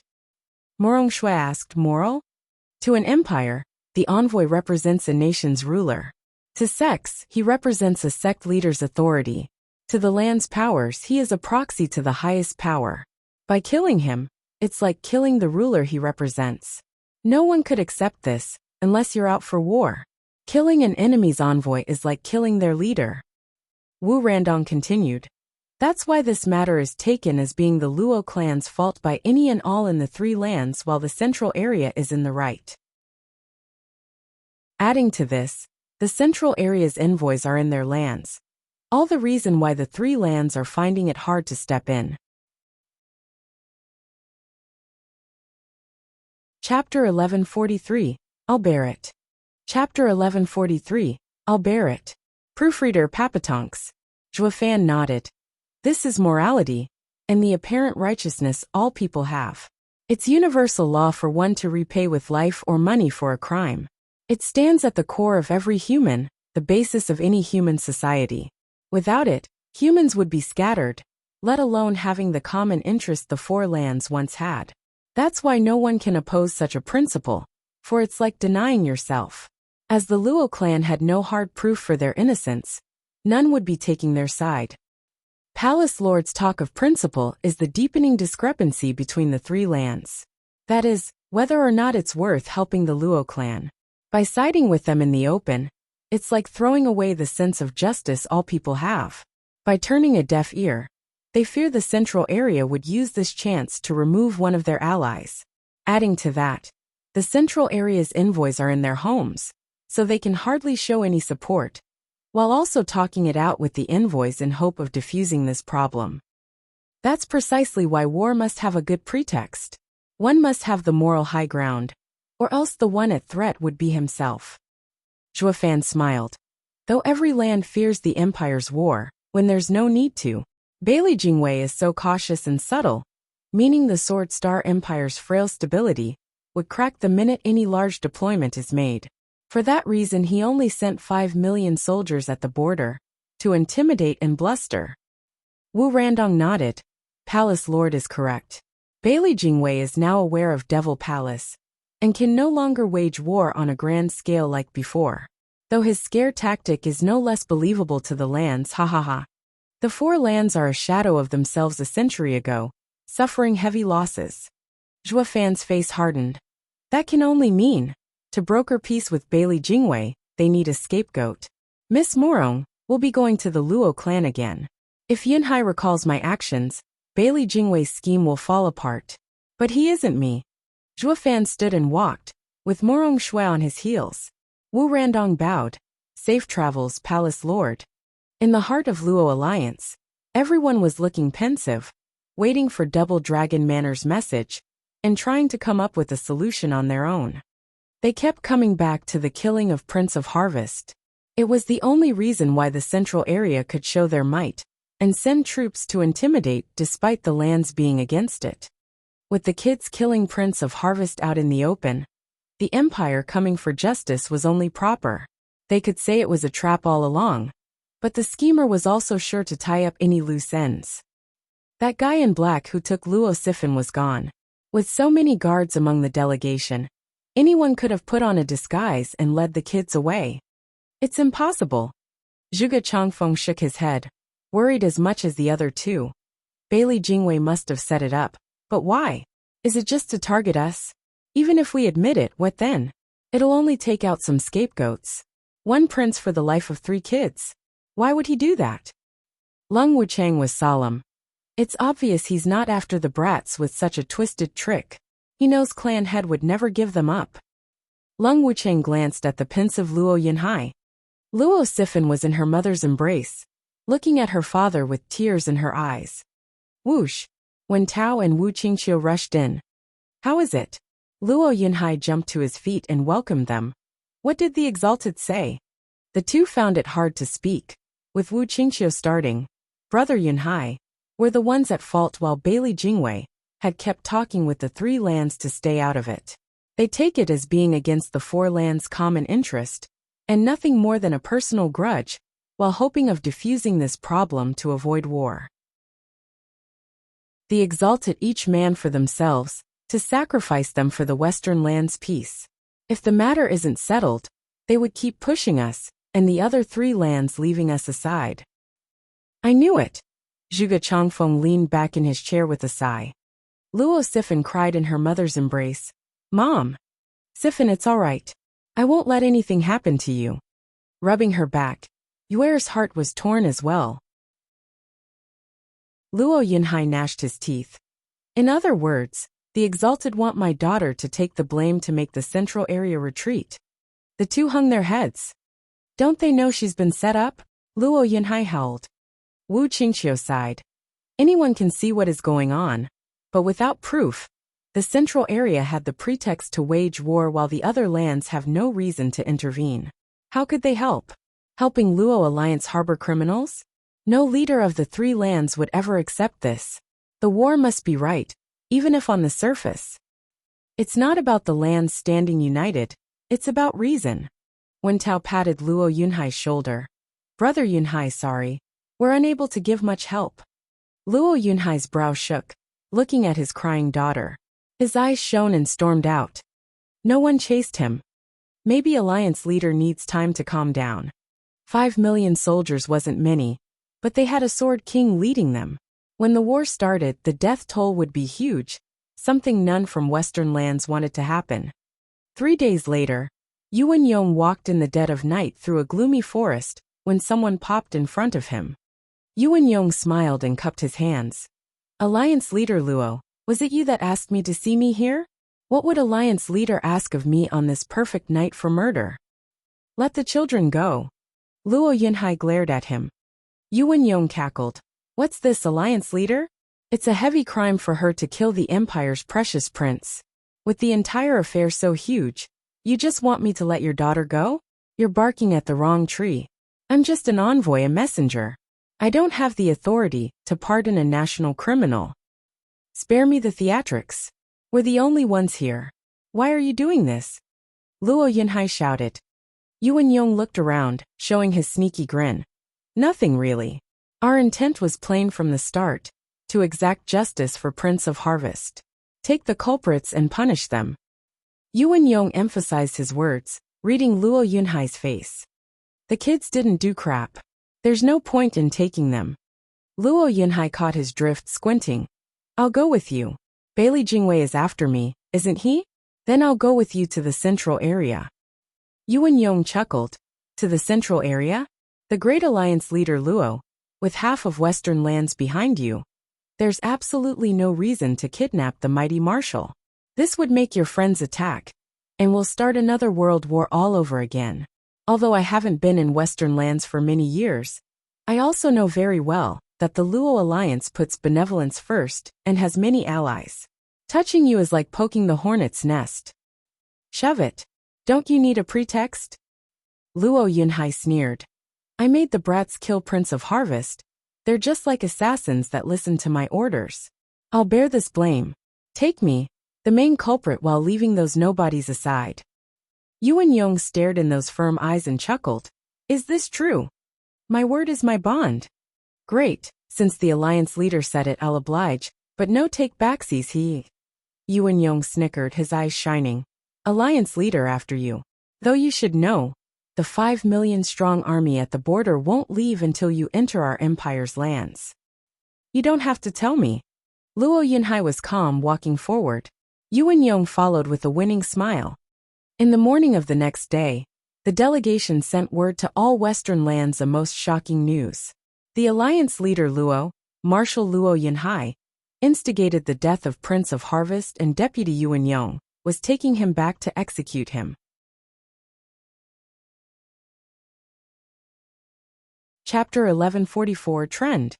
Chapter 1144 Trend. Proofreader Papatonks. Whoosh. As Yuan Yong's delegation was set to leave, thousands upon thousands of men had the tiny Tianyu imperial capital surrounded, ready for war. Yuan Yong snorted and glanced at unconcerned Luo Yunhai. Alliance leader, I told you that you have many friends. We haven't even started and they came humph. Friends, step aside please. Luo Yunhai caught on and stepped forward with a bow and cupped hands.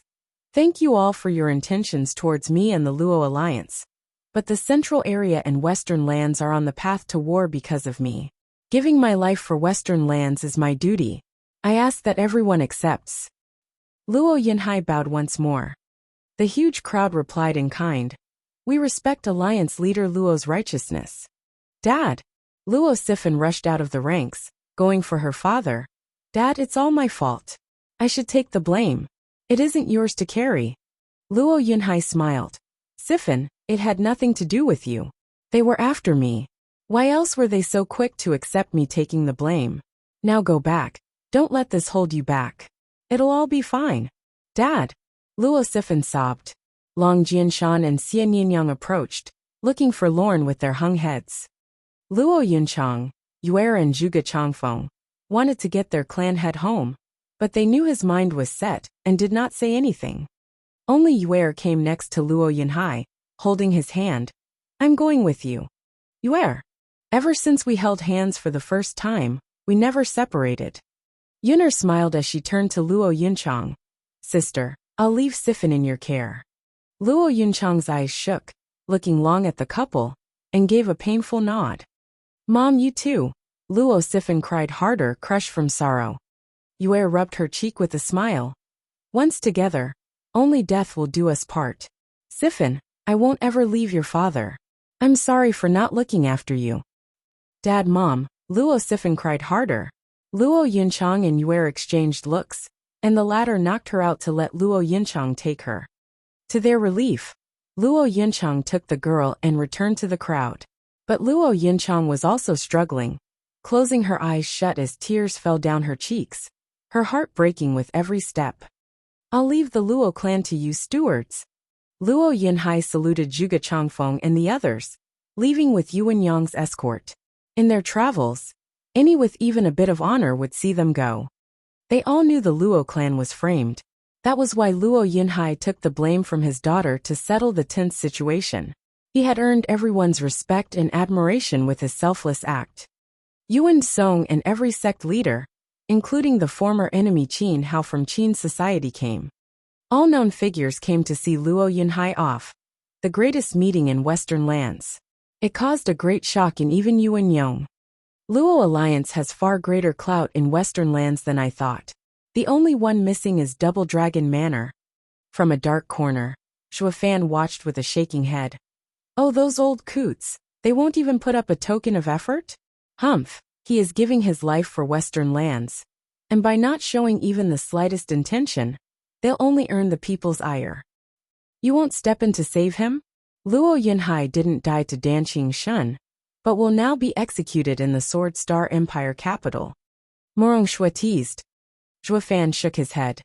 You think Bailey Jingwei fanned the flames so hard, and even brought an army just for the measly Luo Alliance leader? Haha, a pawn is only a pawn in your hand. Once crushed, it's worthless.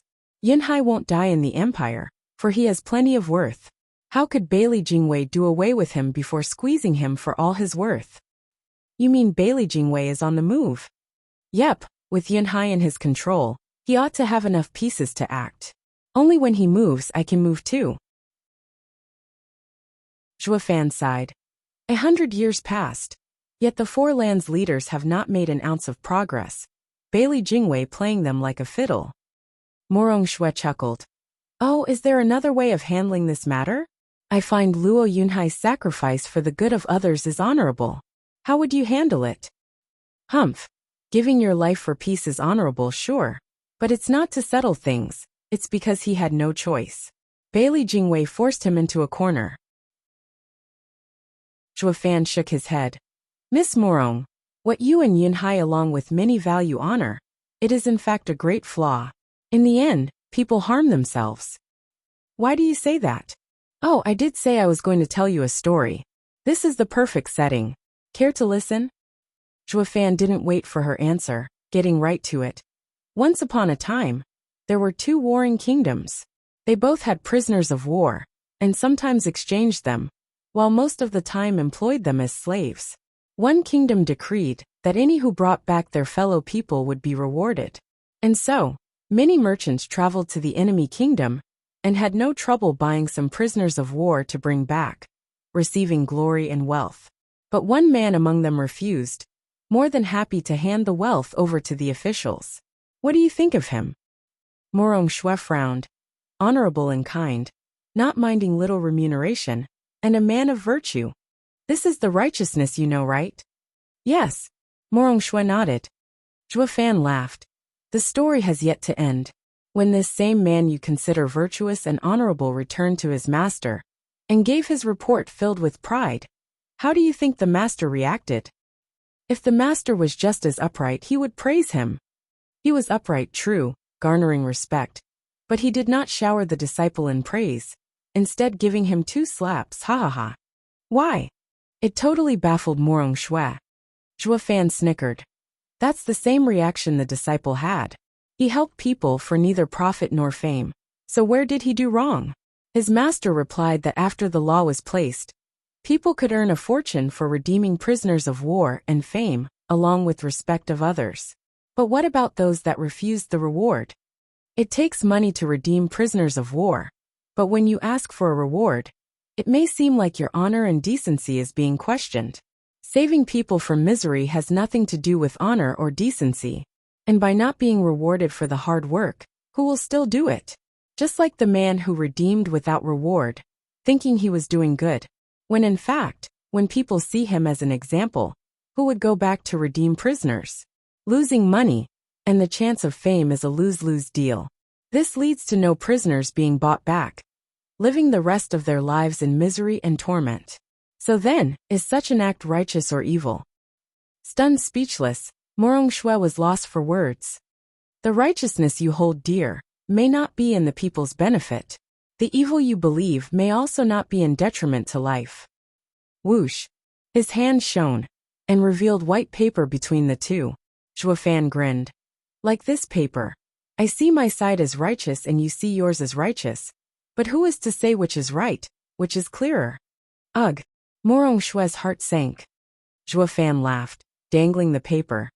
In the end, what we choose isn't right or wrong, but what we want to see or face. Once you see what others want to do, we just show it to them. Just like in the story, the goal is to redeem prisoners and save them from suffering. It's not to show off your moral values and pointless theatrics that are more of a hindrance than help, ha ha ha. But how are we to see what we want? By following the trend. Zhuo Fan grinned. Human nature is selfish, you can't deny it. The heart has demons, something else you can't deny. This, however, does not mean such a person isn't capable of virtue. Just like that law, sending everyone to redeem prisoners, making them do good, while also fulfilling their desire for fame and fortune. This is the trend, what everyone yearns for. It's totally natural for a good man to be selfish. The righteous one holds isn't to purge one's demons, but embracing them instead, for righteous and demonic may not be in such contradictions to begin with. Chapter 1145, Answer. Chapter 1145, Answer. Proofreader Papatonks. Morong Shui gave him a long look and a nod. In other words, anything is allowed, be it good or evil, as long as it follows a good trend. Going by the upright and honorable Miss Morong. That is your wish. Zhuo Fan smiled. Just like another tale. A thief entered a rich house to steal, only to find the owner deathly wounded and called for help, leading to his capture. But at the trial he was released. The verdict read, I would rather have thieves saving lives. Then our world turned into a living hell, with none lending a hand. This is also a trend. Reason dictates that releasing a thief was against the law, but it gives birth to a trend, making life precious, far more precious than anything in the world. Like so, it would lead to the belief that even if one steals, he would do not harm. Those who harmed would be punished severely, while those who didn't will have lighter sentences. It's clearly his own evil machination, yet the trend made it honorable by saving lives as result. Thus, evil is evil, stealing is stealing, fighting is fighting, yet there would no longer be harmed people. Not for others but for oneself. Morong Shui nodded numbly, her heart changing as she discovered a new way of looking at things. Zhuo Fan chuckled, turning to the tide of people. Returning to Yunhai, he took the blame to secure Western land's safety, an act both honorable and admirable. But after that, Bailey Jingwei's plan bears fruit. His plan? Making a crack in Western lands. Zhuo Fan spoke. Yunhai's development was too fast this past century, gaining too much attention from the Double Dragon Manor, still holding the last word in the Western lands. This is similar to the Luo clan's beginning. I went for quick growth then, because I believed to lord over the rest in quick succession. But the Luo alliance is going even faster, while lacking the ability to overcome others. As it is, it only lacks some heavyweights, and it would replace Double Dragon Manor. In short, it only needs time. Seizing the boss seat has to be done fast, to minimize the danger. When I brought up the Luo clan, I played hard and fast, keeping it in the shadows, out of prying eyes. While the Luo alliance's intent had not just been found out, but decades in advance. While other factors played a role, Double Dragon Manor aren't open with their hostility, but it is there and growing. When Danqing Shen came, and in the Prince matter, Double Dragon Manor wanted to cut the Luo alliance down to size, to crack it. A gap Bailey Jingwei is sure to use to slip right in. Morong Shui squinted. You mean Bailey Jingwei isn't starting a war with Western lands, but wants to drive a wedge? In war, the four lands unite, and there's also Devil Palace hiding in the central area. He'll never do it. Zhuofan continued. So he can only play in skirmishes, making a gap in Western lands. The hostility between the Luo alliance and Double Dragon Manor. This had yet to be nuanced until now, but today it has been cemented, and would lead to a huge crack in Western lands' defenses. It's plain to see what influence the Luo alliance has in Western lands. Yunhai's fate is bound to raise discontent in the hearts of not just the Luo alliance, but many other factions in Western lands. Double Dragon Manor is the big leader of Western lands. He can lash out at the little guy all he wants, so long as they are in their house. While outside he has to protect him. It's his job. It's public knowledge the Luo alliance suffered for nothing, and now Yunhai would suffer a fate he could not escape by taking all the blame. In this time of peril, Double Dragon Manor gave not a token of help, throwing the little guy to the wolves. What will the other little guys think? They'll be disappointed. The Luo alliance was threatening Double Dragon Manor, but at least play your role, easing the other little guys' hearts. That's why I wonder just how these old coots got to lead Western lands. Morong Shui's face twitched. The Exalted had towered over Western lands for thousands of years as men of virtue and honor, unlike the devious and twisted guy you are. Even if honorable, they have their own demons and desires, lust for fame and fortune. How could they just forget their duty, just because they find Luo alliance an eyesore? True, the older the senior, the unsteadier the heart. Morong Shui sighed. Zhuofan nodded then shook his head. Though this isn't half bad either. At the very least they talked it out with the other lands, and didn't stone the Luo clan where it stood. This showed they knew good from bad and greed had yet to cloud their judgment. Just a mere omission. That's already kindness from a leader. If it were me. What? The Luo clan would have long since been ashes. Zhuofan said. Morong Shui sighed. The Luo clan must be thankful that they have you as a steward and not an enemy. By the way, didn't you say you have a solution? What is it? Oh, mine is a little blunt, something Miss Morong is sure to not like. Just say it. It's just a thought, and not truly enacted either. I'm also much more tolerable now. Oh, then my answer is. Zhuofan showed his evil smile. Stirring the entire alliance to duke it out regardless of bloodshed. Who do they think I am? I've gone through thick and thin, and they think they can chop me off like that? Bring it. Dong. Morong Shui blinked out, floored by Zhuofan's thuggish solution. That's your answer? It's like sending everyone to die for you. Ha ha ha. I told you that you wouldn't like it, and you said you could take it. Zhuofan said calmly. Miss Morong, that was a joke. But my solution can handle it in one move, fighting all the way. Have you ever heard of the bold fear the resolute, and the resolute fear the reckless? Sometimes, the scariest people around are the crazies. Nothing beats your crazy. Can the Luo alliance's strength do it? There's no need to. They only have to look like it to scare the other. In fact, it's no different from Bailey Jingwei's tactic. Zhuofan grinned. Miss Morong, do you still remember our talk at the beginning? Trend. Yes, that. Zhuofan said. The Luo alliance isn't even close to 1/10 of the central area's power, but a spark can trigger a great change. The Luo alliance with a few allies can hold at least 1/3 of Western lands' power. How would Double Dragon Manor handle such force? Maybe ignore it, and let the central area crush it. But then what will be left of Western lands? Without the Luo alliance, even with Western lands being Double Dragon Manors, they would earn nothing but ire. Could the other 3 lands stand still while Western lands goes through a bitter war?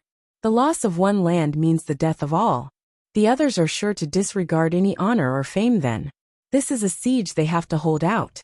So my solution is to hold Western lands hostage, thus all 4 lands, and by extension everyone, to wage bitter war with me for my own benefit. But won't this lead to a world war like before, with heavy losses? Morong Shui's eyes shook. You're a lunatic ignoring the consequences. Luo Yunhai is far more reasonable. Zhuo Fan said. He is indeed reliable, not wanting to let his family suffer. Ha ha ha.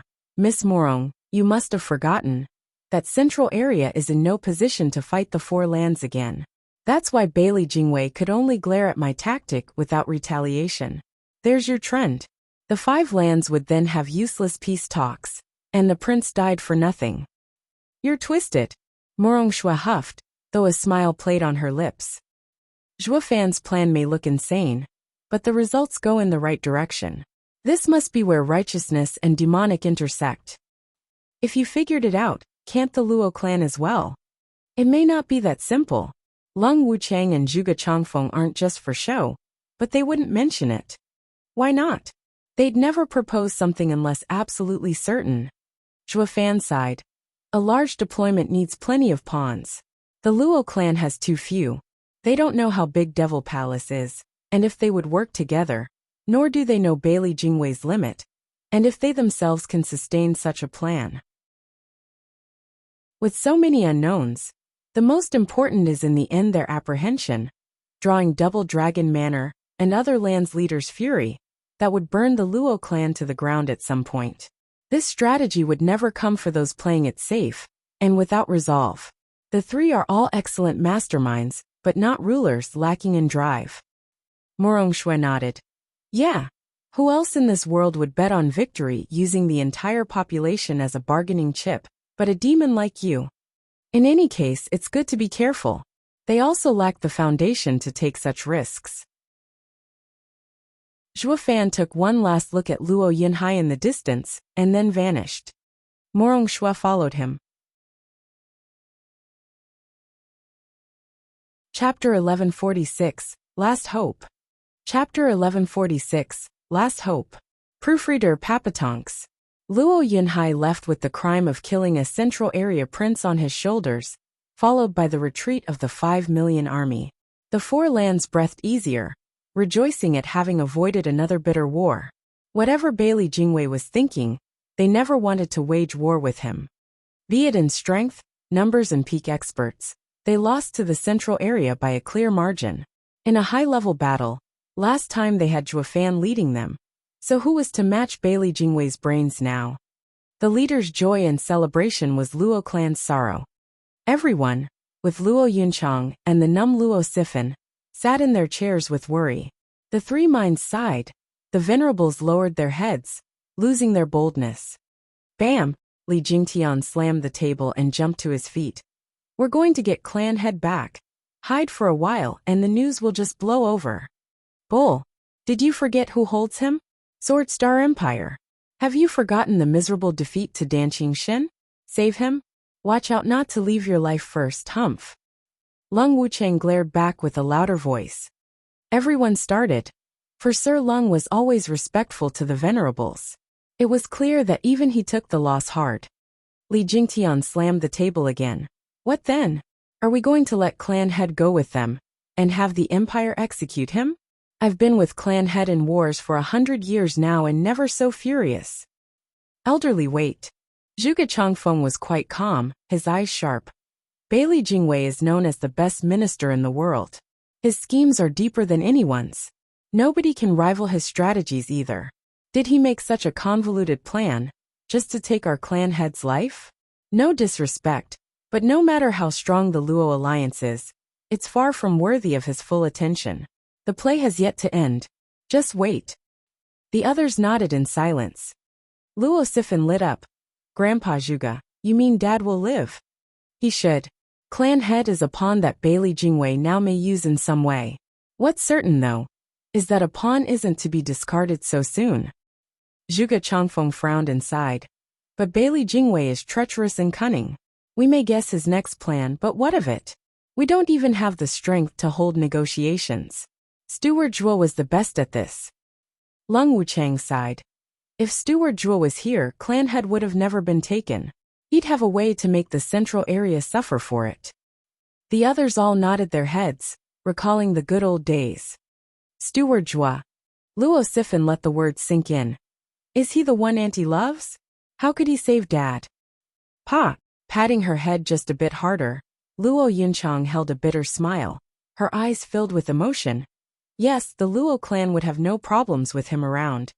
Sifan, you may not know, but Steward Zhuo is our first steward and the founder of the Luo Alliance. The first 7 elders all know Steward Zhuo's power back in the day, playing a pivotal role in what the Luo clan is today. Li Jingtian was grave. With clan head's righteous style, the people respect us. But Steward Zhuo commanded with an iron fist, shaking many of us just thinking about it. But more than anything, he has our admiration and reverence. Clan head is a righteous leader, while Steward Zhuo was a tyrant. The Luo Alliance's foundation was laid by Steward Zhuo, every step of the way. Without him, there wouldn't be a Luo Alliance. Luo Sifan gasped, Really? Is he that great? I thought he was just Auntie's lover, and so you didn't talk about him to not make her sad. Now I see he was so important to the Luo Alliance, even more than the 7 elders. Not just important, the elders bowed at his coming. Yu Ming finally spoke, recalling his past. In essence, he was the Luo clan's clan head and its darkness. Darkness? Yes, the Luo clan couldn't have grown so much without a dark past.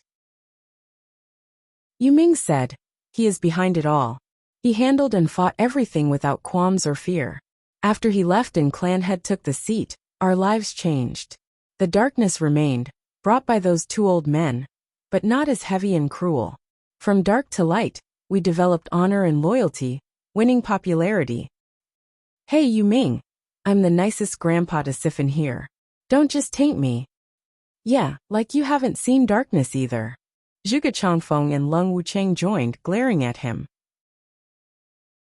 Don't go spilling our secrets to the children. Yu Ming smirked. Old yet still playing nice? Look at me. I've always said it openly, I never left the darkness. How could you leave the darkness when you're the head of the Shadow Corps, in charge of intelligence? TCH. The oldie snickered. Yu Ming turned serious. One thing is certain, we must save clan head, not through honor, but the most vile and darkest trick. Old men, bring out all your dirty tricks from ages past, and let's see if we can do it. Take what out? We'd have done it if we had any. Zhuge Changfeng rolled his eyes and sighed. We've been racking our brains, and still couldn't find anything usable. It seems only Steward Zhuo could handle Bailey Jingwei. Luo Sifan lit up just then. Steward Zhuo can really save Mom and Dad. If there's anyone in the world that can match Bailey Jingwei and save them, then that's Steward Zhuo. Zhuge Changfeng said, Sifan 100 years ago, in the World War, the Central Area's army, directed by Bailey Jingwei, was invincible. With little choice, the 4 lands made Steward Zhuo their Grand Marshal, turning the whole thing around in 3 moves and crushing Bailey Jingwei's plan. In other words, if there's one that can foil the best minister's plans, that would be the best steward beneath heaven.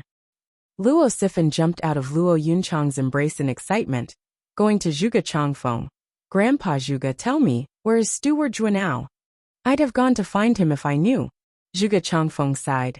We only know that Steward Zhuo is dead, swallowed by the sea demon 100 years ago. It's unclear if it's true or not.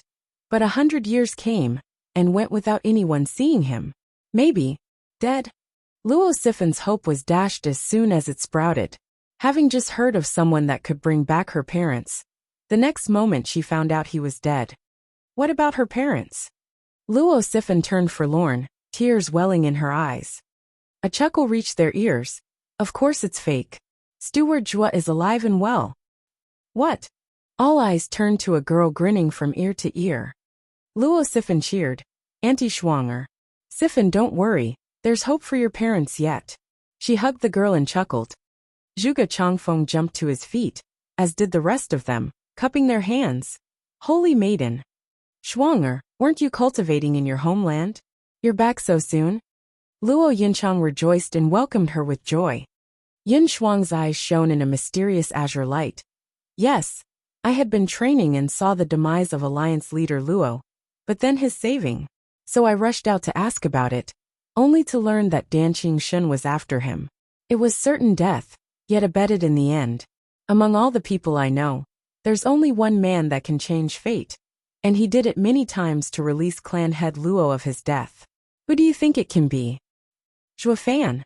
Everyone cried out. Then Luo Yinchang turned dully at Luo Sifan. Sifan, didn't you say you scared Dan Qingshun away? Just what exactly happened? Did you see him? Luo Sifan's mind was hit with immense shock. He's the one auntie and everyone calls Steward Zhua? Blind uncle is the first steward of the Luo Alliance?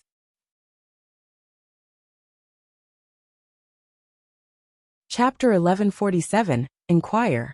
Chapter 1147, Inquire. Proofreader Papatonks. What? No way. That blind swordsmith is the first steward and founder of the Luo Alliance. In a gloomy forest, a dozen people walked through the bushes.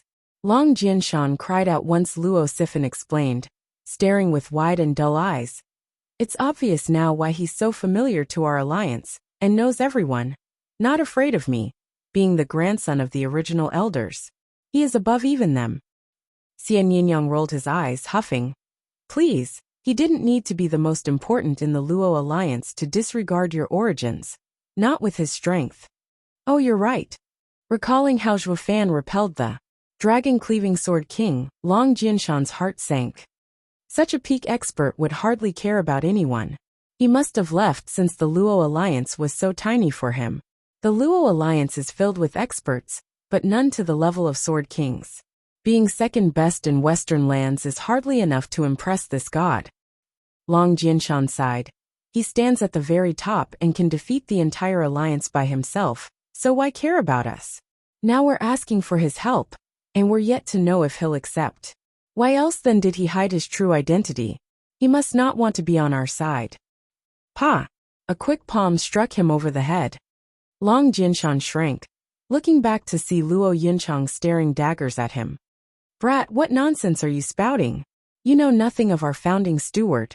When we were at our weakest, he did everything for us, without the thought of casting us aside. Now it's no different. Luo Yinchang spat as she set him straight. You think all are like you, selfish and cocky? I'll have to pay your grandfather a visit to get you in shape. Your dad's upright act was a bad influence. Auntie Luo, I was just saying. Why so angry? Long Jinshan's face fell. Dad may be sloppy, but I follow grandfather's example and uphold our clan's honor. Ha! Luo Yinchang laughed and the others smiled. Luo Sifan glared at him, whispering, Long Jinshan, stop back talking. Steward Zhua is very important to Auntie. Try to complain about him some more, and see how she'll tear you to pieces. That much. Long Jinshan shivered, sneaking a peek at Luo Yinchang's icy look. Auntie Luo, the blind swordsmith can't be your man, right? Hee hee. What are you looking at? Feeling his nasty eyes on her, Luo Yinchang could read his mind like an open book, snapping at him. Then she shouted in annoyance. Sifan, are we there yet? Where is that punk? Luo Sifan bobbed her head, not wanting to earn the ire of a woman in menopause, pointing. Just up ahead. There's a sword shack where the blind uncle lives. I finally found you, rotten bastard. Luo Yinchang was furious, though the light in her eyes danced with joy. Ignoring Luo Sifan, she rushed forth only to see the place desolate. The rest smiled. Young miss can't wait after 100 years, ha ha ha. The others were just as eager, hurrying over. But as they neared the shack, they found the bamboo place empty, with Luo Yinchang coming out devastated. Sifan, where is he? Auntie. Luo Sifan glanced at the empty place and rushed inside to check better. This isn't right. We've been here twice now, and it was filled with spiritual swords. Where have they all gone? Li Jingtian and the 5 venerables offered. Yeah, when we woke up from our wounds, there were hung spiritual swords everywhere. How come there isn't any now? Humph, isn't it obvious? That bastard scampered off. Does he hate seeing me so much? Luo Yinchang gave a forlorn chuckle, on the verge of crying.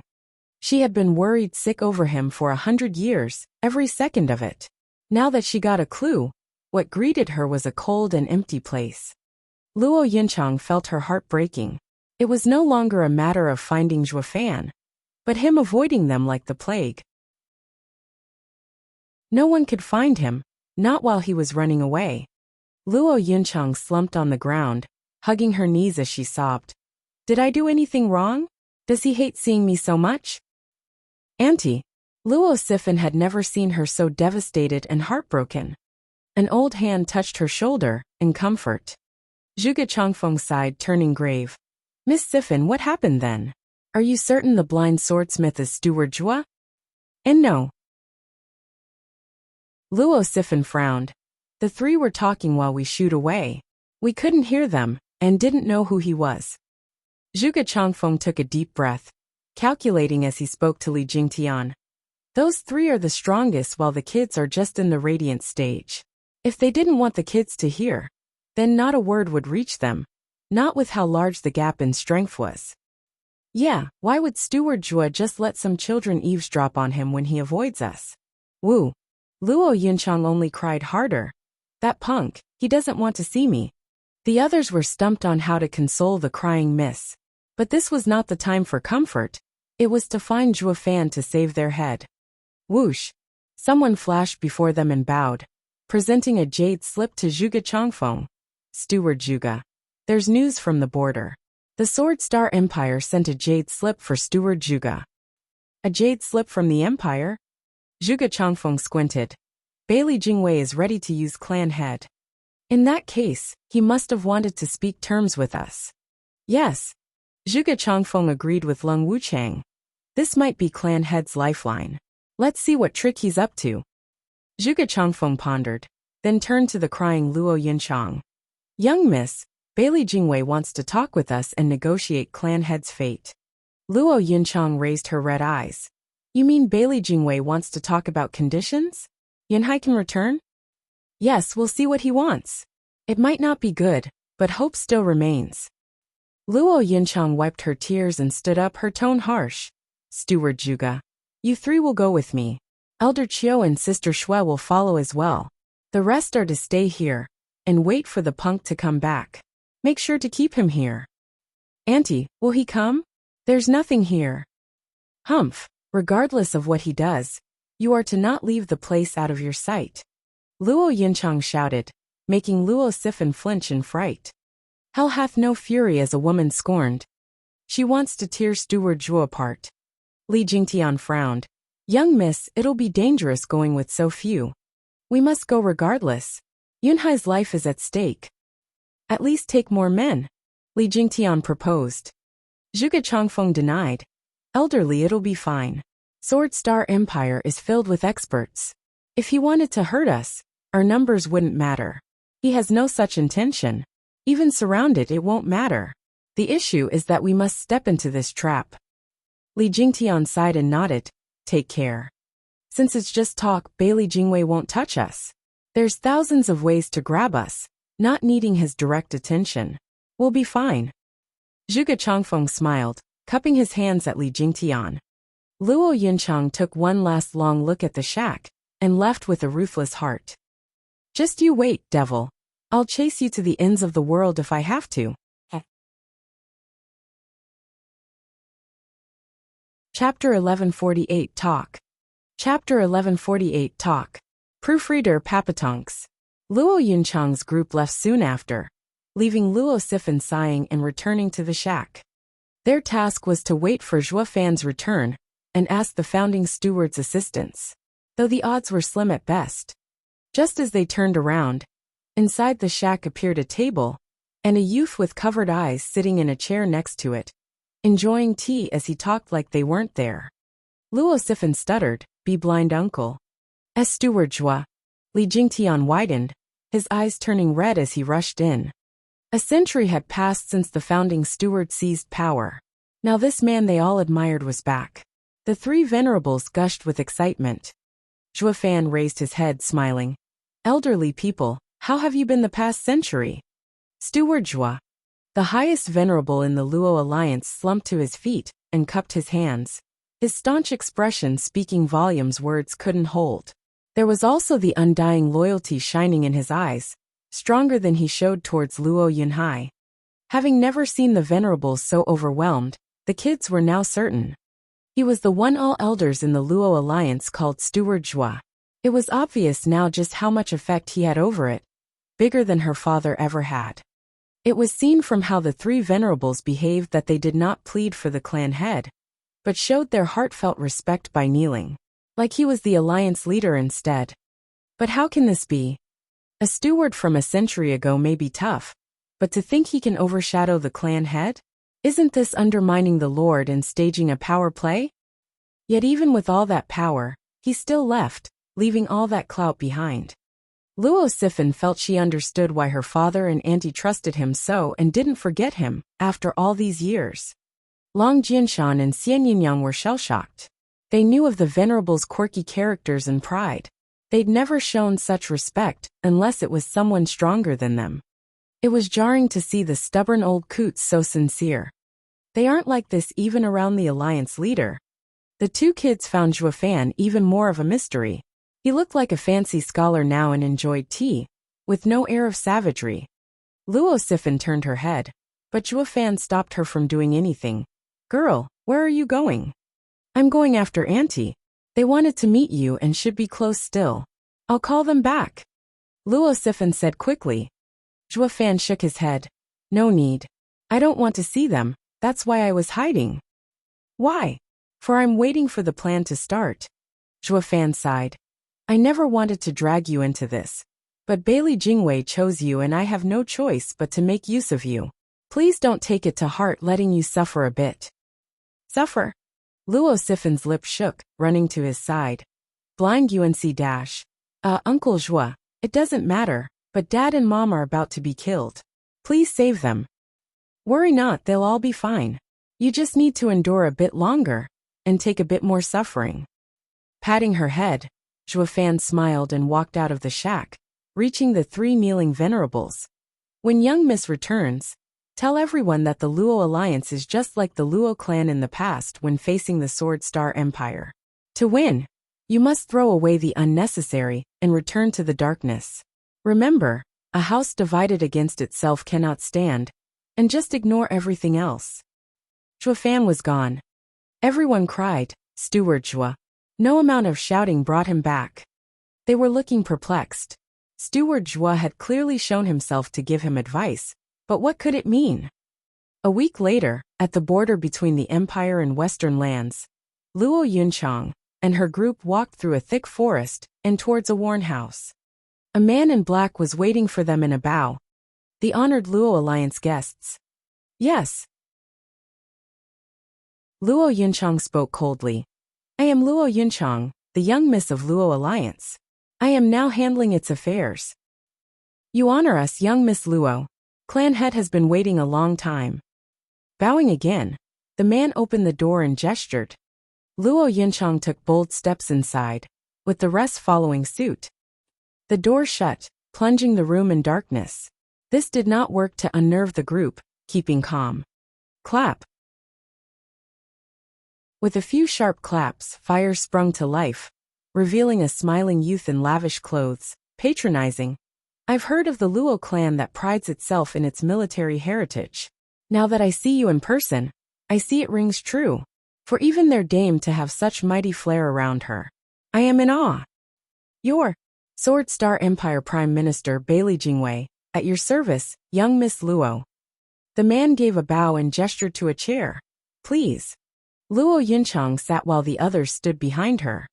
Bailey Jingwei sat as well, men in black at his back releasing mighty auras. "Prime Minister, what words of wisdom do you have for me? I could never teach someone like you. Only finding my duty in notifying young Miss about one small detail." Luo Yunchang got straight to the point, while Bailey Jingwei smiled, giving her a fine piece of paper. "Accused of killing a valuable official from the central area. Your brother is held for execution by heavenly punishment a month from now in the imperial capital, as a warning to others. Young Miss, as the only relative of Alliance leader Luo, remember to take back his body, ha ha ha." Luo Yunchang glared hard, fumming. "What are you planning?" "Nothing, just upholding the law. I'm only doing my duty, ha ha ha." Bailey Jingwei sipped his tea with a cruel smile. Luo Yinchang darkened with Zhuge Changfeng speaking. Prime Minister, let's be frank here. You've been employing subtle and convoluted tricks, and it can't be just to take the lives of our clan head. Steward Zhuge, I take it. It's an honor. Bailey Jingwei chuckled. They say the Luo Alliance's 3 great minds are beyond margin, one for diplomacy, one for internal affairs, and one for the military. Their names shook the western lands. I've long wanted to meet you, especially Steward Zhuge, a former prime minister such as I. It's truly a blessing to meet at last. I'm hardly of such worth. Prime Minister Bailey is the one that shakes the world. No, there's no need for modesty. With that guy having taken power and foiled my plans, I still hold him in great esteem. Bailey Jingwei squinted, showing his vile nature. With all 3 of you here, allow me to see your skills. I signed the execution order, and it's been made public throughout the lands. There's no taking it back now. So, how do you plan on saving your clan head? Ha ha ha. Since it's a diplomatic matter, we'll have Sir Zhuge go first. The 3 exchanged glances growing solemn. Bailey Jingwei was taunting them. Zhuge Changfeng smirked and said, Prime Minister, what would you mean by that? Clan head hardly has any worth for your nation. Must he be put down? Please feel free to come forth with any request you may have, Prime Minister. Bribery? Trying to gauge my limits? No. Our offer is sincere, only wanting clan head's survival. But I want his head. Bailey Jingwei's eyes shone. Everyone clenched fists, glaring at him with a puzzled look. Didn't this guy ask us here to state terms? What's he playing at? Chapter 1149. You have no right. Chapter 1149. You have no right. Proofreader Papatonks. Zhuge Changfeng smiled. Hilarious, Prime Minister. You would take the head of a prince for the head of our clan head? Isn't that a bit cheap? It's unlike your glorious style from before. Glorious? Ha ha ha. Since you know of it, then you understand that after suffering defeat because of it, I'll never take such a stance again. Bailey Jingwei mocked. I'm now very petty, in fact, down to the last spirit stone. The prince is nothing, no better than a pig having just above average heritage. The rest is wastage. While Alliance leader Luo is in the prime of his youth, his order respected, his word revered. I find giving a pig over for a future leader the deal of a lifetime. Zhuge Changfeng hesitated and Lung Wuchang stepped in. Prime Minister, why have you called us here? Isn't it to negotiate? Sir Lung, yes. Bailey Jingwei chuckled. I heard Sir Lung's unwanted contriver title, eyes piercing into the hearts of the enemy. For you to say I called you here for negotiations, then what would my terms be? If you can say what's on my mind, I might just go with it after all, ha ha ha. Lung Wuchang frowned then smiled. How could I fathom Sir Bailey's machinations? Sir can go ahead and say it, and let us weigh them. Sir Lung sure is sneaky, probing me like Sir Zhuge did. But I won't fall for it, hee hee hee. Bailey Jingwei snickered. If Sir Lung can't guess, then the next one. If none of you three's answers please me, then I've only called you here to inform you of when to pick up the body. Bye. Lung Wuchang's face darkened. Bailey Jingwei was toying with them, but they could not just leave, not when clan head's safety was at stake, and they had to humor him. Sir Bailey, you can't mean for the entire Luo Alliance to give itself to the Empire. They all grimaced. It was the same as betraying Western lands and leaving it without hope at survival. Oh, how interesting. Bailey Jingwei's eyes lit up and nodded, showing a queer smile at the grave Lung Wuchang. Sir Lung, you said it. So tell me, is it high or low? Lung Wuchang frowned. He guessed by now Bailey Jingwei's aim at getting Luo Yun high was to make the rest follow his whims. But by doing that, that would mean ruining all the work they had in building Luo Alliance in the Western lands over the last century.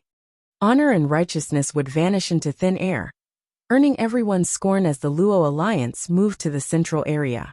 And with the power established in the central area already, and them having no sword king, they would be marginalized, hardly even able to make ends meet. It was no different than setting yourself up.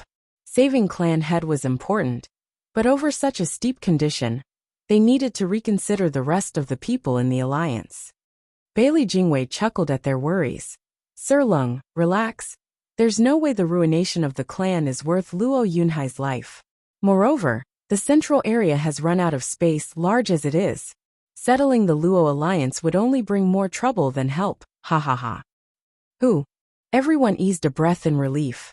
Had Bailey Jingwei mentioned this term, even Luo Yunchang would have had to abandon Luo Yunhai to keep the family name. Next, Bailey Jingwei smiled. Sir Yu Ming is a serviceman of the Luo clan. Try guessing my intention. Say it right and the deal is sealed. Yu Ming pondered. Prime Minister wants Western lands, but holding alliance leader hostage can't be to have the alliance take such responsibility. Maybe you intend to have our borders slackened? Go on. Bailey Jingwei lit up in excitement. Yu Ming continued after a pause. Luo Alliance has been in charge of defending Western lands for years. Prime Minister Bailey wants Western lands, thus must control its defenses. Alright, I'll release the defense plans and the array's weakness to the Prime Minister, making it easy to strike. But this deal is a one-time thing. Marvelous! Bailey Jingwei shouted and slapped the table. Luo Yunchang said, That's your term? No! Bailey Jingwei shouted with the same joy, eyeing the great minds with scorn. Just how on earth did you even contend with Shuafan is beyond me? Can't you see what I want? Like I said, the order is given and all lands know it now. Changing it halfway will question my authority. You have to give me a very good reason to release him for that. Then what do you want? For the Luo Alliance to cooperate in helping take Western lands. Bailey Jingwei spoke solemnly. What? They all gasped. Work together to take Western lands? That's worse than death. That's a revolt, betrayal, regicide. Forget about the Luo Alliance's righteous name. It could never raise its hands against its old friends in the Western lands. Luo Yunchang's face twitched. No, absolutely not. Yunhai would never agree to this. He values honor above all else. Learning the Luo alliance he nurtured turned into a shiv to stab his friends would break him. Young Miss Luo, you're wrong. In this world, everyone is at each other's throat. By not killing them, they'll kill you. You can't accept striking them, but they would not hesitate to do it. Bailey Jingwei smiled and worked his charm. Remember how alliance leader Luo ended up in my custody? Discarded, cast out by the whole of Western lands. You're too strong, and the leaders disdain you, wanting you out of the picture, missing only an excuse. Sure, I used a cheap trick, but if Western lands had protected you, I'd have never gotten alliance leader Luo. In other words, casting blame was just the spar. For the ones who truly want the end of the Luo alliance are those bastards in Western lands. Yet you're still thinking it over? Luo Yunchang wavered. Bailey Jingwei straightened and mocked. Alliance leader Luo is now with me, and everyone knows I have you in my palm. You really think Western lands will trust you? Those old bastards know better than anyone just how dangerous any faction whose leader is taken hostage is. But with your clout, they can't touch you.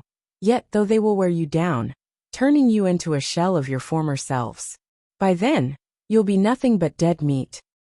We may lose our power, but we can't lose our conscience. Do you even have it? Do they have it? Bailey Jingwei sneered. I still have alliance leader Luo with me, set to die a month from now. And when I up and postpone it, what do you think the Western lands will think? They'll believe we struck a deal and would see you as spies. You could say anything you want at that point, for your old friends would still point their blades at you. The same ones you hate to kill now. Your honor would be stained all the same, turned into wretched traitors. All shuddered, looking at Bailey Jingwei with hatred and fear. How cruel. Bailey Jingwei chuckled at their obvious thoughts. Don't look at me like that. I'm doing you a favor here. You just have to help me take Western lands, and you'll be its rulers. It's only natural. Alliance leader Luo doesn't need to die, and I'll declare it to be an elaborate scheme. We will work together to unify the lands and reach the top. You'll then be made high officials and not traitors, entering written in history books as winners. In short, your betrayal will be washed away. Everyone had long faces. Luo Yunchang shook all over. Prime Minister Bailey, Would you allow our young miss time to consider a reply? Zhuge Changfeng proposed, left with no other choice. Bailey Jingwei nodded. Sure, I'll be here 10 more days, awaiting the good news.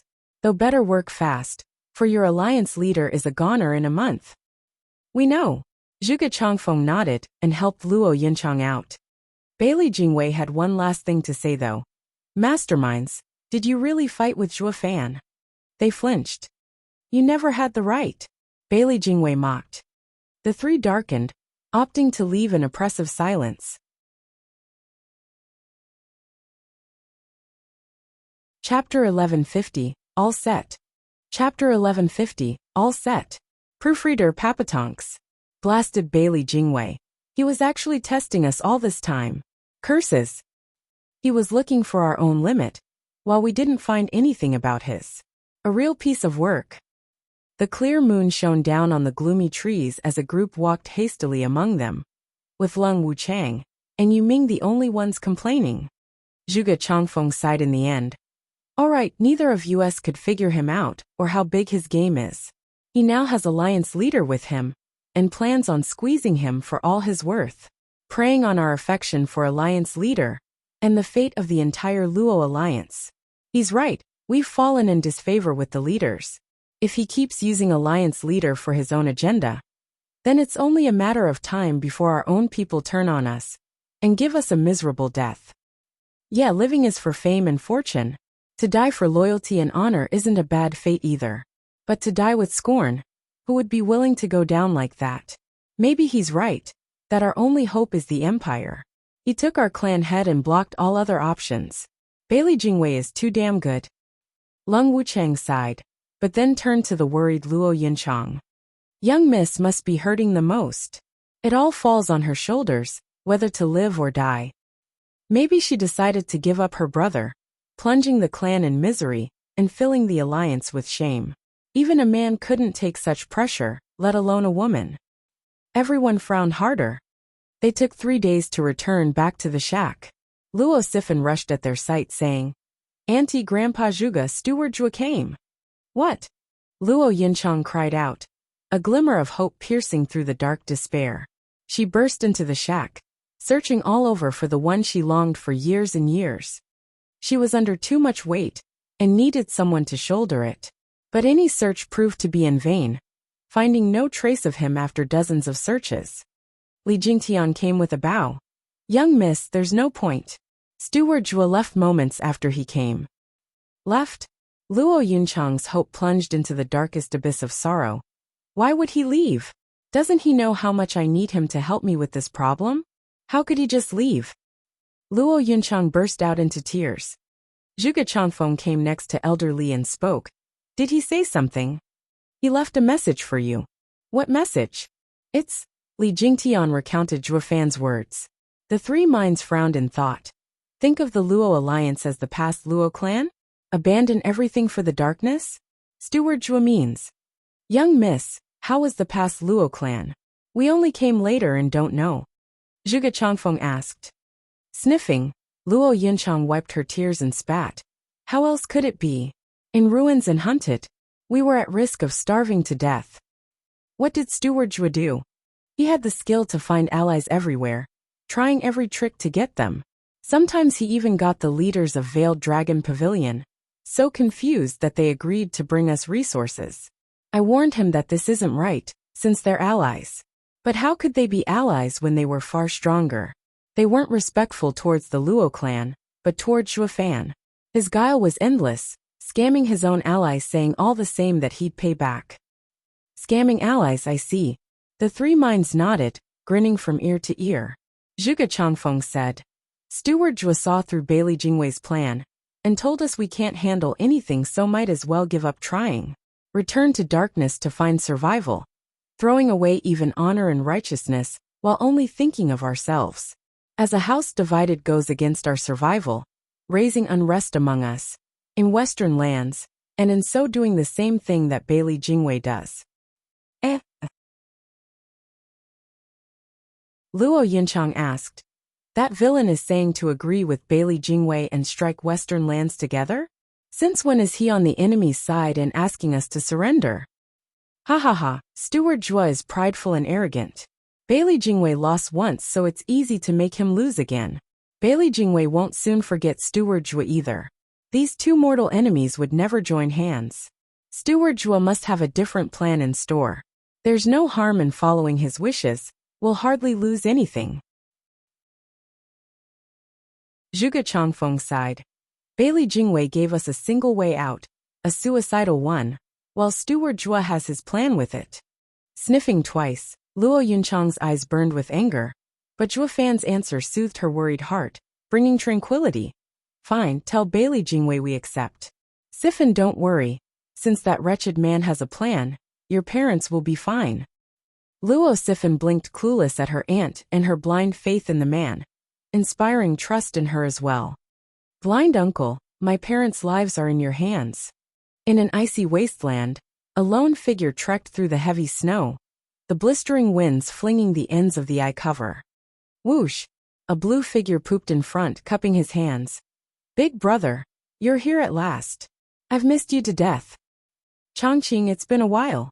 Zhua Fan raised his head as he faced the best disciple in northern lands, Ouyang Changqing. It was a close-guarded secret that this northern lands expert was actually one of Devil Palace's 3 emissaries, Moon Devil Emissary. Due to Moon Devil Emissary's position and fame he had from his real identity, Devil Palace didn't need to infiltrate the northern lands over the past century, already having it under its thumb. Zhua Fan patted his shoulder. Activate the barrier. I'm going to North Sea. You're entering seclusion again, big brother? Yeah, Bailey Jingwei has made his move, and I need to seize the moment. Zhua Fan said. I'll be aiming for Genesis stage this time. If I don't come out in time, besides following the plan, I ask that you look after the Luo clan as well.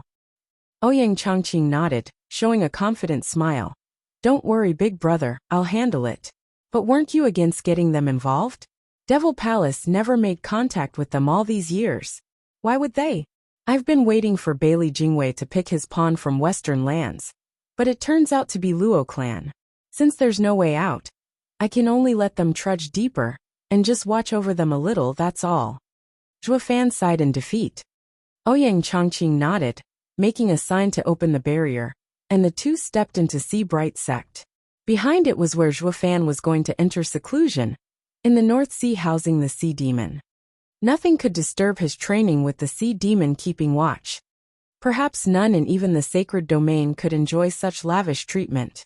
In the Thunder Pavilion of the Imperial Capital, Bailey Jingwei was grave as he walked into the range of those heavy rumbling, looking at the streaking lightning with sharp eyes.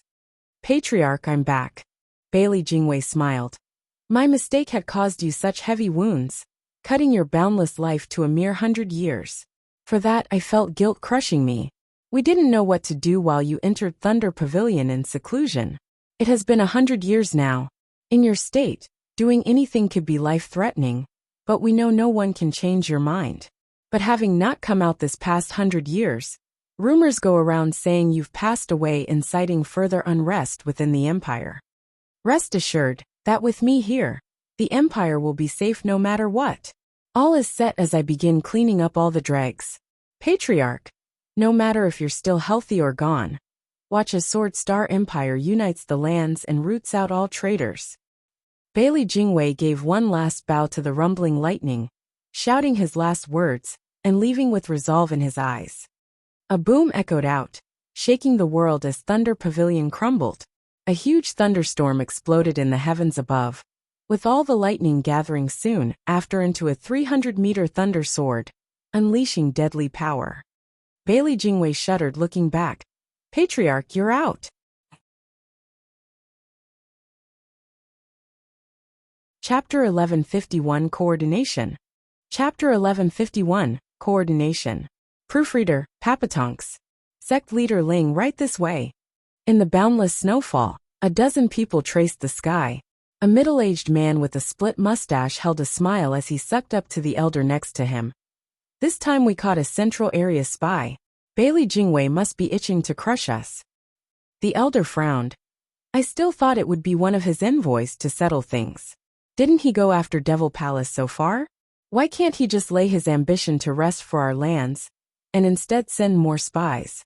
Sect leader Boo, it's thanks to your cautious nature in not letting your guard down against Central Area all these years. Putting you in charge of Northern Land's defenses was the right choice. Sea-Bright Sect leader Ling, you're too much. It's the Sun Sea Sect's responsibility, ha ha ha. The middle-aged man laughed in pride. Due to Bu Xingyan saving the Four Lands leaders at the right time, he had gained Ling Yuntian's trust the past century. Northern Land's 5 sects, besides Sea-Bright Sect's domain, were all left to the Sun Sea Sect's supervision, which meant more than half of the land's matters. Adding to that the fact they were close to the border, he also dealt with its defenses.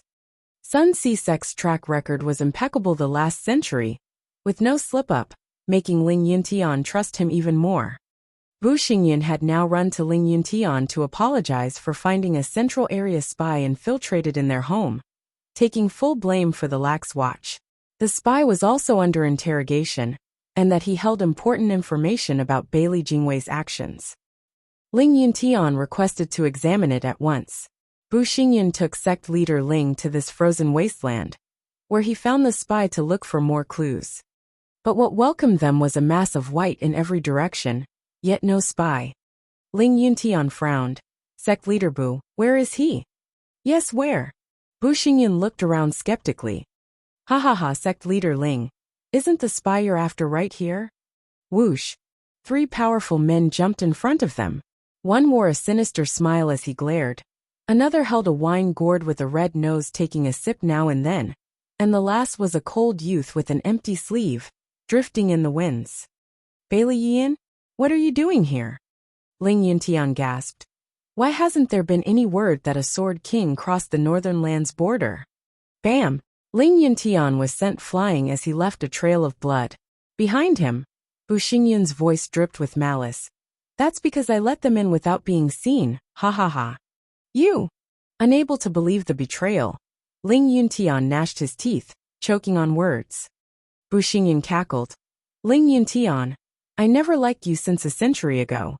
Why must the Sea-Bright sect be the leader of the 5 sects? Why should we listen to you? I'm a sect leader just as well. So why should we scrape like dogs, catering to your whims? Humph. Weren't you so eager to know the spy among the 4 lands? Well, you guessed it, me. You. Precisely. A shame you old coot thought yourself so clever, letting me handle the search. I just had to find a scapegoat. And that's that. How can a dotard be worthy of leading Northern Lands? Ha ha ha. Bu Xingyan mocked. Ling Yuntian was outraged. Why save us all those years ago? You sure are delusional. You think I wanted to? Bu Xingyan scoffed. If it weren't to save the Sword Star Empire's backbone, the Patriarch, to give the order and stop the assault, I wouldn't even have tried looking for you. Here's the cold, hard truth. There was no other way. Prime Minister Bailey needed you alive to hold talks. Ling Yuntian's face twitched, his heart a mess. It was all Bailey Jingwei. But the old men were too blind to see the truth, even treating this vile beast as their savior, handing Northern Land's safety to him. Ling Yuntian's heart was torn in regret. Did Bali Jingwei also plan for Bali Yu to destroy your sect? Just so you could slip into the Sea-Bright sect? Oh well. Bu Xingyan's face shook, blushing from being put on the spot. Bailey Yin laughed. Ha ha ha, sect leader Ling, you're wrong there. Only recently we acted and learned of sect leader Bu, with Prime Minister Bailey, the only one aware of his identity all this time. That was a total misunderstanding, the Sun Sea sect taunting you, and ended up being put in their place. Even though the Sun Sea sect was fine, sect leader Bu entering the Sea-Bright sect is only logical. What's the use of such a huge sacrifice? His mission then was to break your barrier, but Juefan made a mess of things. Ling Yuntian understood while Bu Xingyan was ashamed, feeling overwhelmed each time he recalled that rotten luck of the past. So he switched topics, not wanting to face it. Sword Kings, Ling Yuntian is caught now. Should we begin the Prime Minister's plan? Right, Prime Minister aims for speed, a swift victory. Bailey Yin nodded. With Ling Yuntian hostage, the Sea-Bright sect is headless. We will straight up raid Sea-Bright sect and finish it. When it falls in our hands, the other sects are nothing by themselves. Don't forget the guardian experts in the Sea Bright sect, the Snow Peak Four Elders, and Ouyang Chongqing as well. We know. That's why there's 3 Sword Kings handling this operation. Bailey Yun glanced at the one-armed youth. Jingtian, you beat Ouyang Chongqing in the last war. You might have lost an arm, but he shouldn't pose a problem. I and Winesword Immortal will handle the elders. We'll help you once we finish them off. Bailey Jingtian shook his head. No need, I can handle it. That settles it. Sect Leader Bu, get your men ready to welcome our army. Work with them to take down northern lands. Then you'll be its king. Right, Bu Xingyun's eyes shone as he cupped his hand. Fooling Sea Bright sect disciples into opening the barrier. The Sword Kings brought their central area's elites inside and started killing. The howls and cries rang across the sky as everyone ran for their lives. The Sword Kings searched and searched, yet there was no sign of Ouyang Chongqing nor the 4 elders. They were just gone. In the eastern lands Shangguan clan, savages stormed it, led by a woman and Sword King Feiyun by her side. Seeing the ghost town, Shangguan Feiyun demanded, Manyang, where is everyone? Why is it empty? I'd also like to know. The woman gnashed her teeth. My son's killers have slipped away. Did you get too eager and tip their scouts off on your coming here? Shangguan Yulin rolled his eyes, then glared. Shangguan Manyang, you think I'm luckless as Shangguan Yulin, full of disappointment? I led my men for a raid. They could listen to the wind, and still couldn't scatter so fast. What of you then? Did you double-cross us? I heard Yenner has been close to you for the past century, and you are quite trusting of her. She just feels guilty for my loss. Shangguan Manyang raged. They killed my son. I'll have revenge, even if I have to search the farthest depths. Second cousin, you have to help me. Annoyed, Shangguan Feiyun waved her off with scorn. Don't let what you see blind you. This is a national matter. Stop thinking only of revenge. We need to take eastern lands. Guard, send word that the Shangguan clan is empty, and that the eastern lands are headless, so the army can march in. We'll coordinate, and we can take down the eastern lands in a week. Yes. A man bowed, and was off to send his report. Shangguan Feiyun's eyes shone with excitement. I'm the king of the eastern lands at last. The same occurred in southern lands, with the Morong clan being overrun by an army led by the dragon-cleaving Sword King. He then worked with the outside forces to sweep the entire southern lands. Bailey Jingwei's plan to cut the head was highly effective. Their inside men were in charge of the border, letting Sword Kings slink in with a crack force. They reached the heart of the territory where the command was. By taking them out, the rest were stragglers powerless to resist. And since it was only to handle one group, the attack force could be kept minimal, helping at hiding its movements. By coordinating with the outside forces, they spread out from the inside, taking down all resistances. This made the border defense pointless, as 3 lands fell practically overnight. The western lands were alone.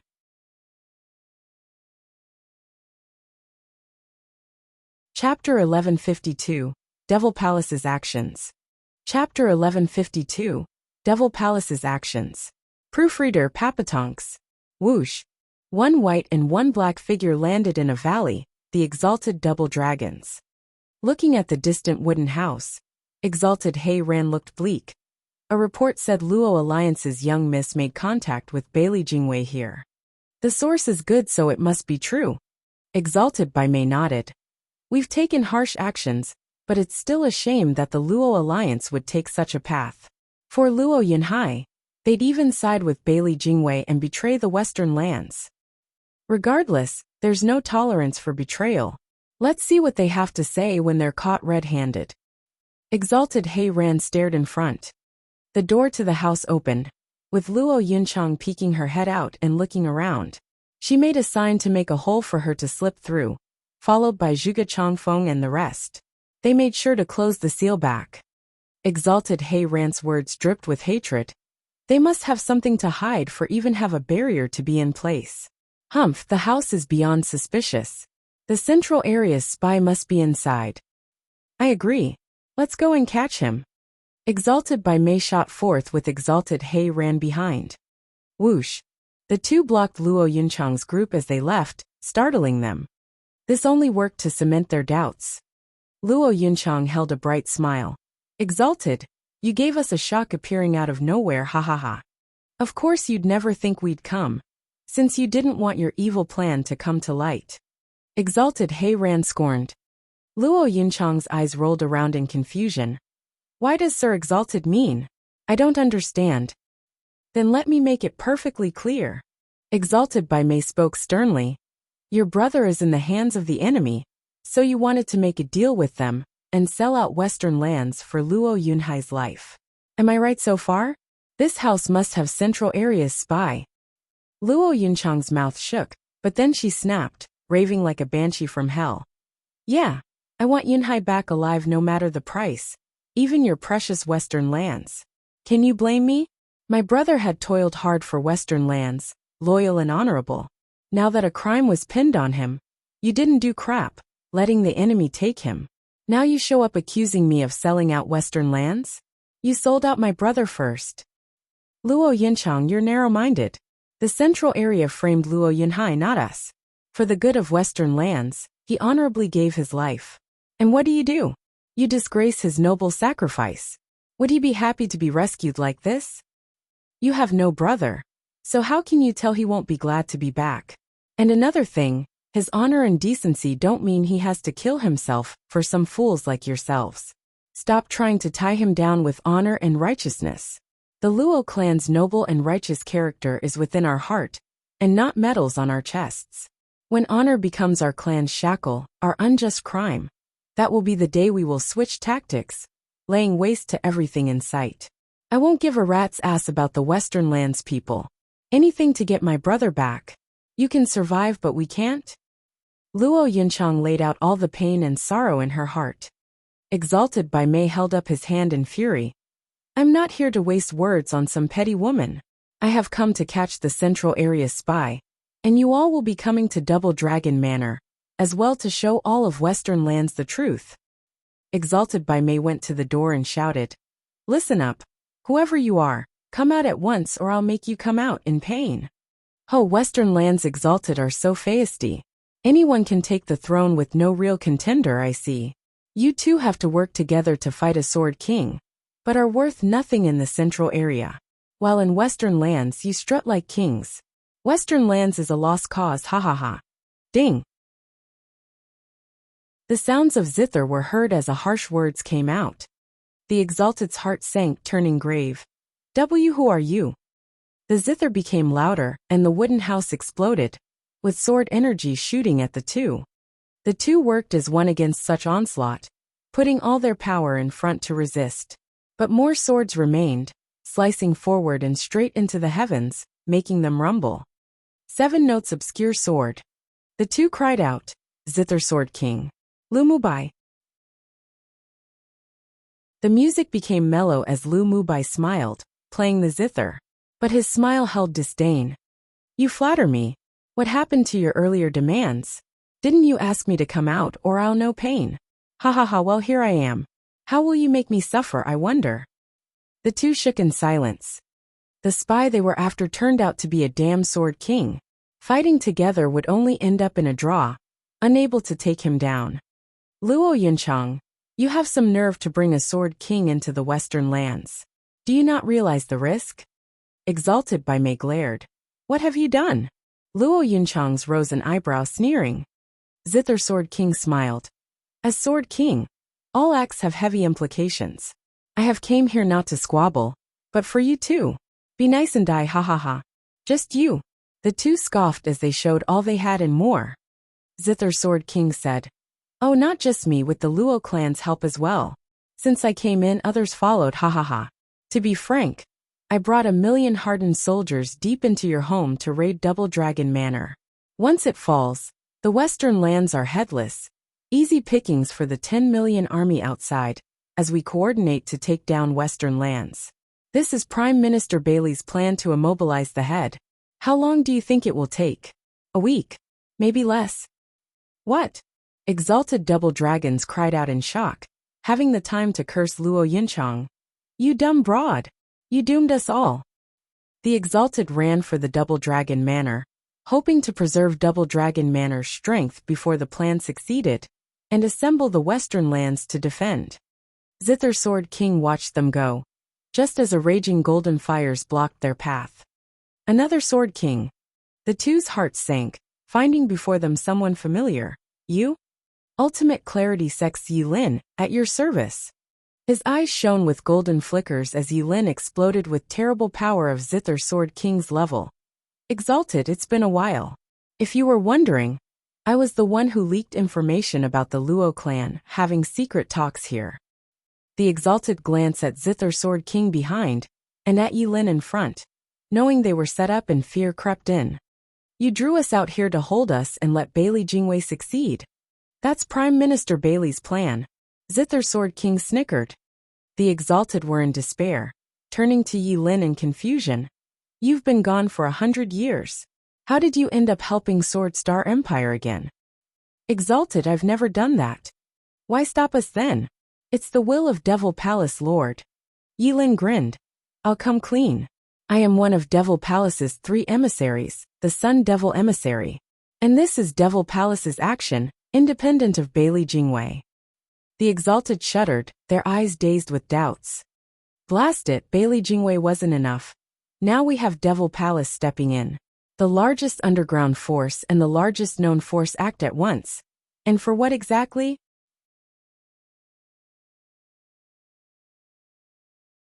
Chapter 1153, Capital in Turmoil. Chapter 1153, Capital in Turmoil. Proofreader, Papatonks. Who? It was a pitch-black night, with not even the stars and bright moon out to shed some light in this abyss. The only signs were the faint candles on both sides of a valley in neat rows. This was a perfect night for murder, for violence. A man wearing a black robe with stars on his back shivered under it, betraying his mood. There was a huge crowd in front, all wearing black robes. They hung their heads in silence like eerie ghosts, with only the wind whistling and the candle lights flickering. A cup appeared in the man's hands as he raised it above in respect. Darkness comes and the sword star wanes. The devils rise under the palace lord's lead. Devil Palace will replace the empire, establishing a new world order. Roar! The crowd raised their right and roared 3 times, silence soon returning. The Sword Star Empire's armies are split in 4. Their core is defenseless, the best chance for us to seize the imperial capital. The man turned grave. Cut the head and the rest will follow. With imperial capital ours, the empire will be in chaos, paving the way for our rise. The world will be ours. The plan's unchanged, attack when needed and block when explained. I offer this cup to the heavens, may our effort bear fruit. He drank the cup and smashed it to pieces. The group had their own cups ready, they're toasting a rumble. For our efforts and the unstoppable devils. Bang! All smashed their cups afterward, their eyes shining with battle lust. Devil Palace was coming into the light, to usher in a brave new world. Star Devil Emissary, will the Dharma Kings be joining? A thin man in front raised his hand. The Star Devil Emissary glanced at him coldly. Since when did Devil Palace have to answer to you? Shrinking, the man was silenced, with only his eyes shifting around. Disobedient fool. Star Devil Emissary said. Worry not, people, we have complete confidence in success. From our intelligence, Bailey Jingwei had sent some sword kings in the lead of an army each to take the heart of every other land, while the rest would provide support from the borders. There's no one guarding the central area. With our strength, taking imperial capital will be a piece of cake. There's no use of doubt. Not when the devils are sure to win. Devils will win. Devils will win. The crowd went wild as they roared, their battle spirit aflame, a sharp contrast from the eerie silence before. The Star Devil Emissary gestured, move out. With one last howl, the crowd went quiet, moving in the darkness like hunters, precise and quick. Boom! The tranquil imperial capital suddenly boomed an hour later as their gates were splintered. The black robes formed neat ranks as they stormed the imperial palace. The patrolling guards started and moved to stop the tide, but the black robes didn't have just numbers but also strength. With 10,000 in the Genesis stage, and 1,000 at peak Genesis stage. The guards stood no chance against them, blown away to bloody pieces, their screams echoing in the night. Many vital cities, tactical locations and trade centers of the empire suffered the same fate. The empire was crippled, blocking any means of even calling for help. By the looks of it, 3 days would be enough to destroy it completely. The higher one went, the harder the fall. Cut the head before the rest. Devils, kill all royalty and officials, destroy them so they'll never see the light of day. The Star Devil emissary's robe fluttered in the harsh winds as he stepped on corpses and bloody ground, going for the imperial palace and giving orders. He knew they were all valuable officers of the empire, and just one of them slipping away would mean bringing reinforcements. Before he got to the imperial palace, they had to purge and remove such risks. Slaughter began with a touch of screaming as they went door to door, and leaving no lavish manor unstained with blood. The devils looked possessed with their bloodshot eyes, wanting nothing but death as they exacted judgment even to 5-year-olds. As thugs, they had to act like it and not leave anything to chance or future. No one liked violence, but no one could deny how effective it was. There was no resistance in the face of such brutality. Cries and shrieks came from all over as the imperial capital started to burn. It was hell. Wu Randong looked up with a smile, but then it slipped away. How nice it would be if it's like this, but it's merely for my own amusement. Boom! A sudden surge of mighty power engulfed the skies, followed by blinding lightning webbing the clouds. SSS. All of imperial capital gasped in shock. Sword King. Rustle. Then the rain of blades came, striking down at the Devil Palace disciples, pulverizing most of them, while leaving others to howl from the missing limb. Devil Palace, you're here at last. A cold voice came from above as a pair of cold eyes stared down on them, and sent fear into their core. Frigid Rain Sword King Bali Yu? Emissary, they have a Sword King. Will the Dharma Kings come? All pleaded with Wu Randong for help. Wu Randong was stunned as well, then gnashed his teeth and barked. Retreat. Leaving already? Think again, ha ha ha. The sinister cackle came as they turned tail, only to find the gate sealed with elite soldiers, led by Bailey Jingwei himself. Bailey Jingwei smiled. One of Devil Palace's 3 emissaries? Ha ha ha. Sorry, but the same move won't work on me. You made a mess of things last time while I was away. Such a mistake I won't ever make again. Sword Kings are supposed to be attacking the 4 lands. Why is one still around? Wu Randong stared then mocked. Bailey Jingwei, what use is one Sword King? Our uprising isn't just in the Imperial Palace. We may lose here, but other cities will fall. Your empire will be crippled beyond your imagination. Bailey Jingwei nodded. The empire's military, trade and transportation will be damaged, along with who knows what else you might destroy. But what makes you think I haven't taken precautions for those areas as well? Wu Randong flinched.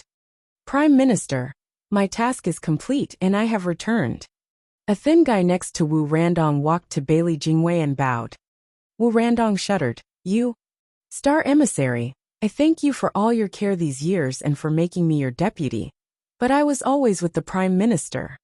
The man bowed with a smile. Wu Randong's eyes twitched in anger. Bailey Jingwei laughed. Did you really think I only just noticed you? I've been aware ages ago, being patient for the spies I sent among your higher ranks. But I must say, Devil Palace sure is tight. After so many years, my spy only got up to deputy emissary. I knew that was the limit, so I no longer waited and acted. Your uprisings have all been accounted for, fended off with Sword Kings. In fact, the forces attacking the 4 lands aren't Sword Kings. That was fake info I gave you, and you fell for it.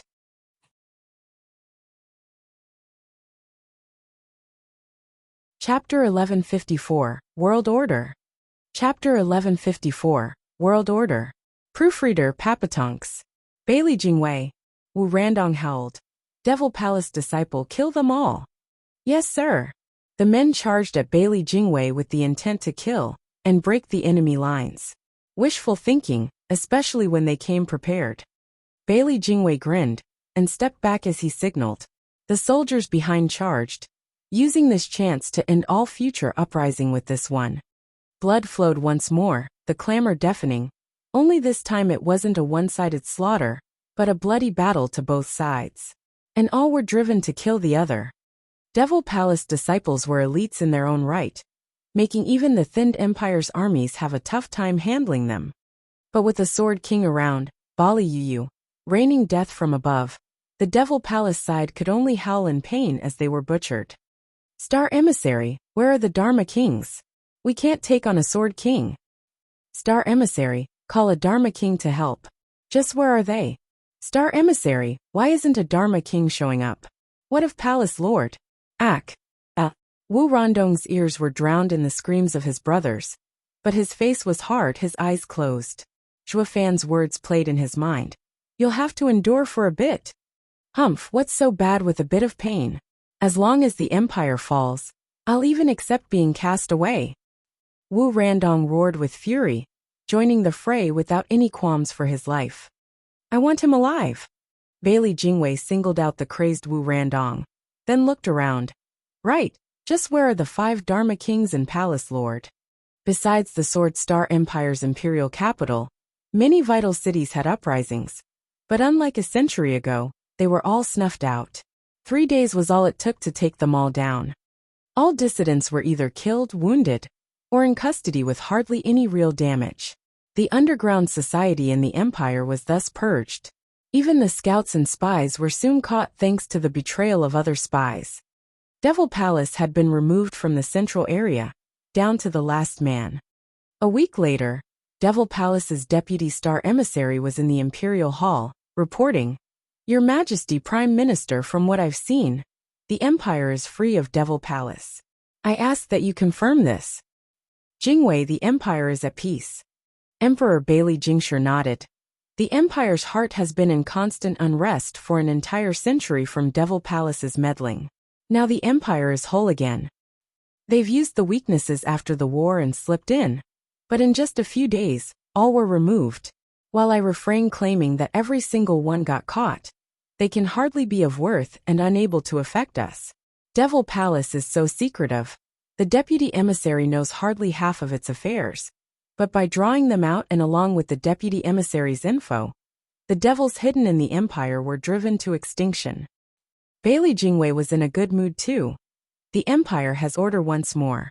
I can send the armies without worry the Empire might come under another uprising. With internal affairs resolved, it's time to focus on external matters. Bailey Jingshi eased as well after a century of deep worry. We now have to wait for news from the 4 lands, ha ha ha. That side should be fine. Let's talk about this one first. Bailey Jingwei nodded and said, Has the identity of the Devil Palace star emissary been found? Who is he? The deputy bowed. Prime Minister, I've been looking into him these few days and found him to be Serene Shore's trading's second young master, Wu Randong. It's really him. Bailey Jingwei sneered. Humph. I just knew the survivors of Serene Shore's trading started the unrest 100 years ago. Only they had the grounds to connect to the entire world and create such a huge faction.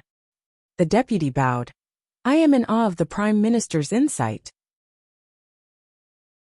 Since Devil Palace is a cover for Serene Shore's trading, why is he just a star devil emissary and not the Palace Lord?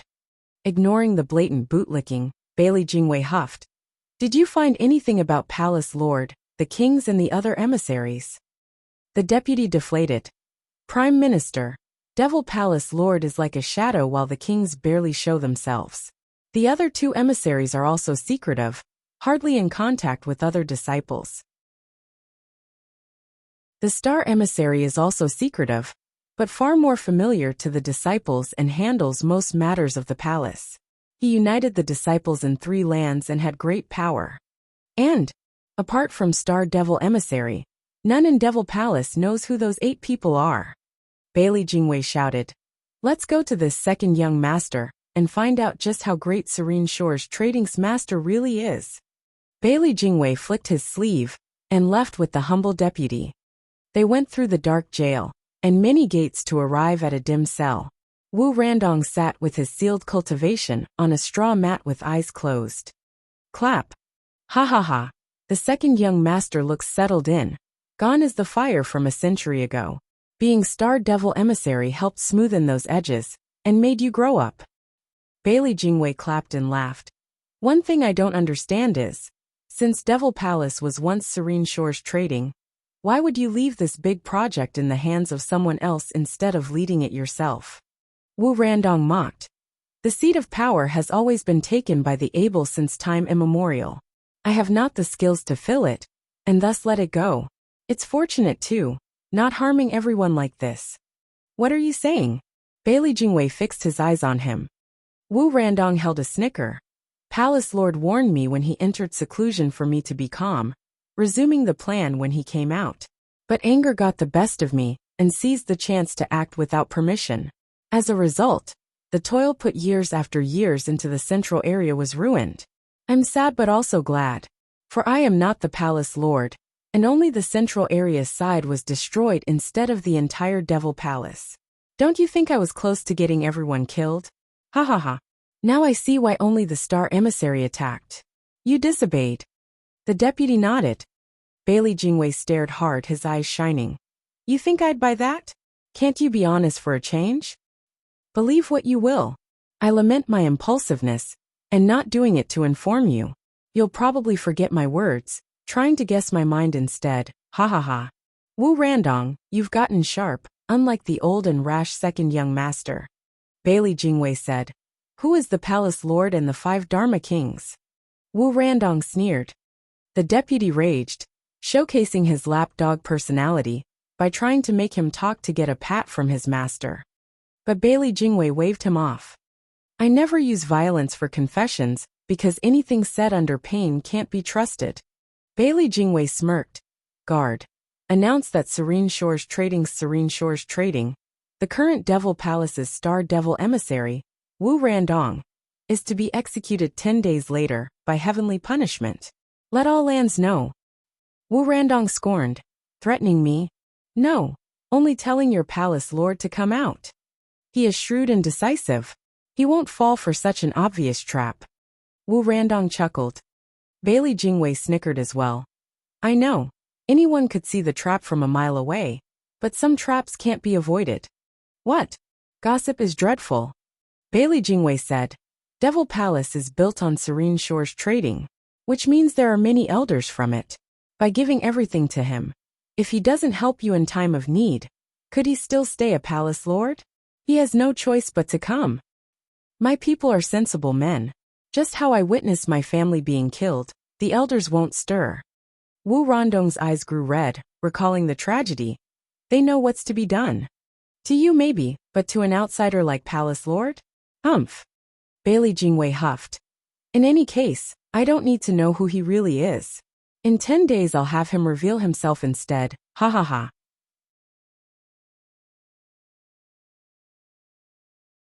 Chapter 1155, Bestowal. Chapter 1155, Bestowal.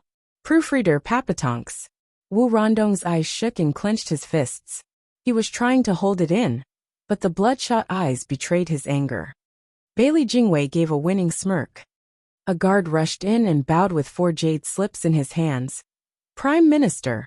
Reports from the lands came in of the completed operations. There are only stragglers fleeing. The Sword Kings are sending the soldiers to deal with. Overall, the 4 lands are seized. Truly? Bailey Jingwei lit up and snatched the jade slips. He read them and exploded.